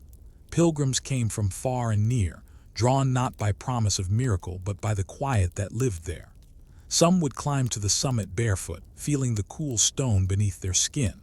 They said that at the highest point the air grew warm not from the sun, but from something older, something living. They would stand there until the wind spoke to them, and always it said the same word: remember. One man, an old scribe from Jericho, came to the mountain late in his life. His eyes were dim, his body frail. He carried a single parchment wrapped in cloth, the last verse of a song said to have been written by Moses himself. He climbed slowly, pausing often to breathe, until he reached the place where the fire once took the prophet home. He knelt there, the parchment trembling in his hands. "I have copied the words of kings and the laws of nations," he whispered, "but none have lived like him. Even when ink fades, his breath still writes upon the heart." He placed the parchment upon the stone, and the wind lifted it, carrying it away. It rose, spinning, catching light until it vanished into the horizon. The old man smiled. "So it was never meant to be kept," he said. "It was meant to keep us." And with that he descended the mountain, his heart lighter than when he had come. Below, the Jordan shimmered as it always had, the eternal ribbon between memory and promise. The people who lived along its banks said that sometimes, when the sun set low and the air was still, the river turned gold as if reflecting a light unseen by mortal eyes. And those who listened closely could hear it, a soft hum like breath moving through the water. "The prophet is praying," the elders said. And perhaps he was. For though his body was hidden, his soul had become the wind, the river, the firelight that flickered in the eyes of those who still sought the divine. His story was no longer written on stone or scroll. It was written in the way people forgive each other, in how they lifted their hands to the unseen, in how they carried faith even when heaven was silent. That was the true miracle, not the parting of seas or the falling of manna, but the quiet endurance of belief. The fire that once led by sight now led by heart. One night, many generations later, a boy sat beside the riverbank, listening to the water. He had heard stories of Moses all his life, though they had grown distant, softened by retelling, worn smooth like stones in the current. Did he really speak to God? He asked his grandmother. She smiled, her face lit by the reflection of the moon. "Yes," she said softly, "but the greater truth is that God still speaks through him." The boy frowned. "How?" She took his hand and placed it over his chest. "Listen," she whispered. "Every time you breathe, that is the breath of the prophet, the same wind that carried his last sigh up the mountain. It moves through you now. It reminds you to remember." The boy closed his eyes. For a moment he heard it, a pulse faint but sure, echoing the heartbeat of the earth. And he knew she was right. The mountain glowed faintly that night, though no fire burned upon it. The stars gathered close as if to keep watch. Somewhere deep within the valley, the river whispered to the reeds, and the reeds bent low in reply. The story was alive, and in that sacred silence between the fading of one world and the birth of another, the prophet's final breath continued to move unseen, unending, shaping the hearts of all who would ever seek light in the dark. He had not died in the wilderness, nor vanished into legend. He had become the stillness that teaches the living how to listen. And if you stand upon Mount Nebo today, where the dawn first touches the earth, and close your eyes just as the wind begins to rise, you may feel it, that same breath brushing against your skin. It is soft, ancient, and alive. It does not speak in thunder anymore. It speaks quietly. It speaks in faith. It speaks in the language that all hearts understand when words fall away. And if you listen long enough, it will whisper to you what it whispered to him. That the journey never ends, that faith is the fire which does not die, and that those who walk with God never truly fade, they simply become the wind that carries his name. The mountain stands, the river flows, the breath continues, and the story, sacred, endless, and still unfolding, lives on. And if the silence never broke, would your faith still rise in the dark? Close your eyes. The desert has quieted now. The tents are gone. The mountain is only a shadow against the night, and yet something still moves in the air. It is gentle, ancient, alive. The same wind that carried a prophet's final breath still drifts across the world unseen, but never absent. It moves through rivers and over stones, through cities and hearts and memories. It touches the faces of those who wait in faith and whispers to the ones who have Organ how to listen. It is not the wind of the wilderness anymore.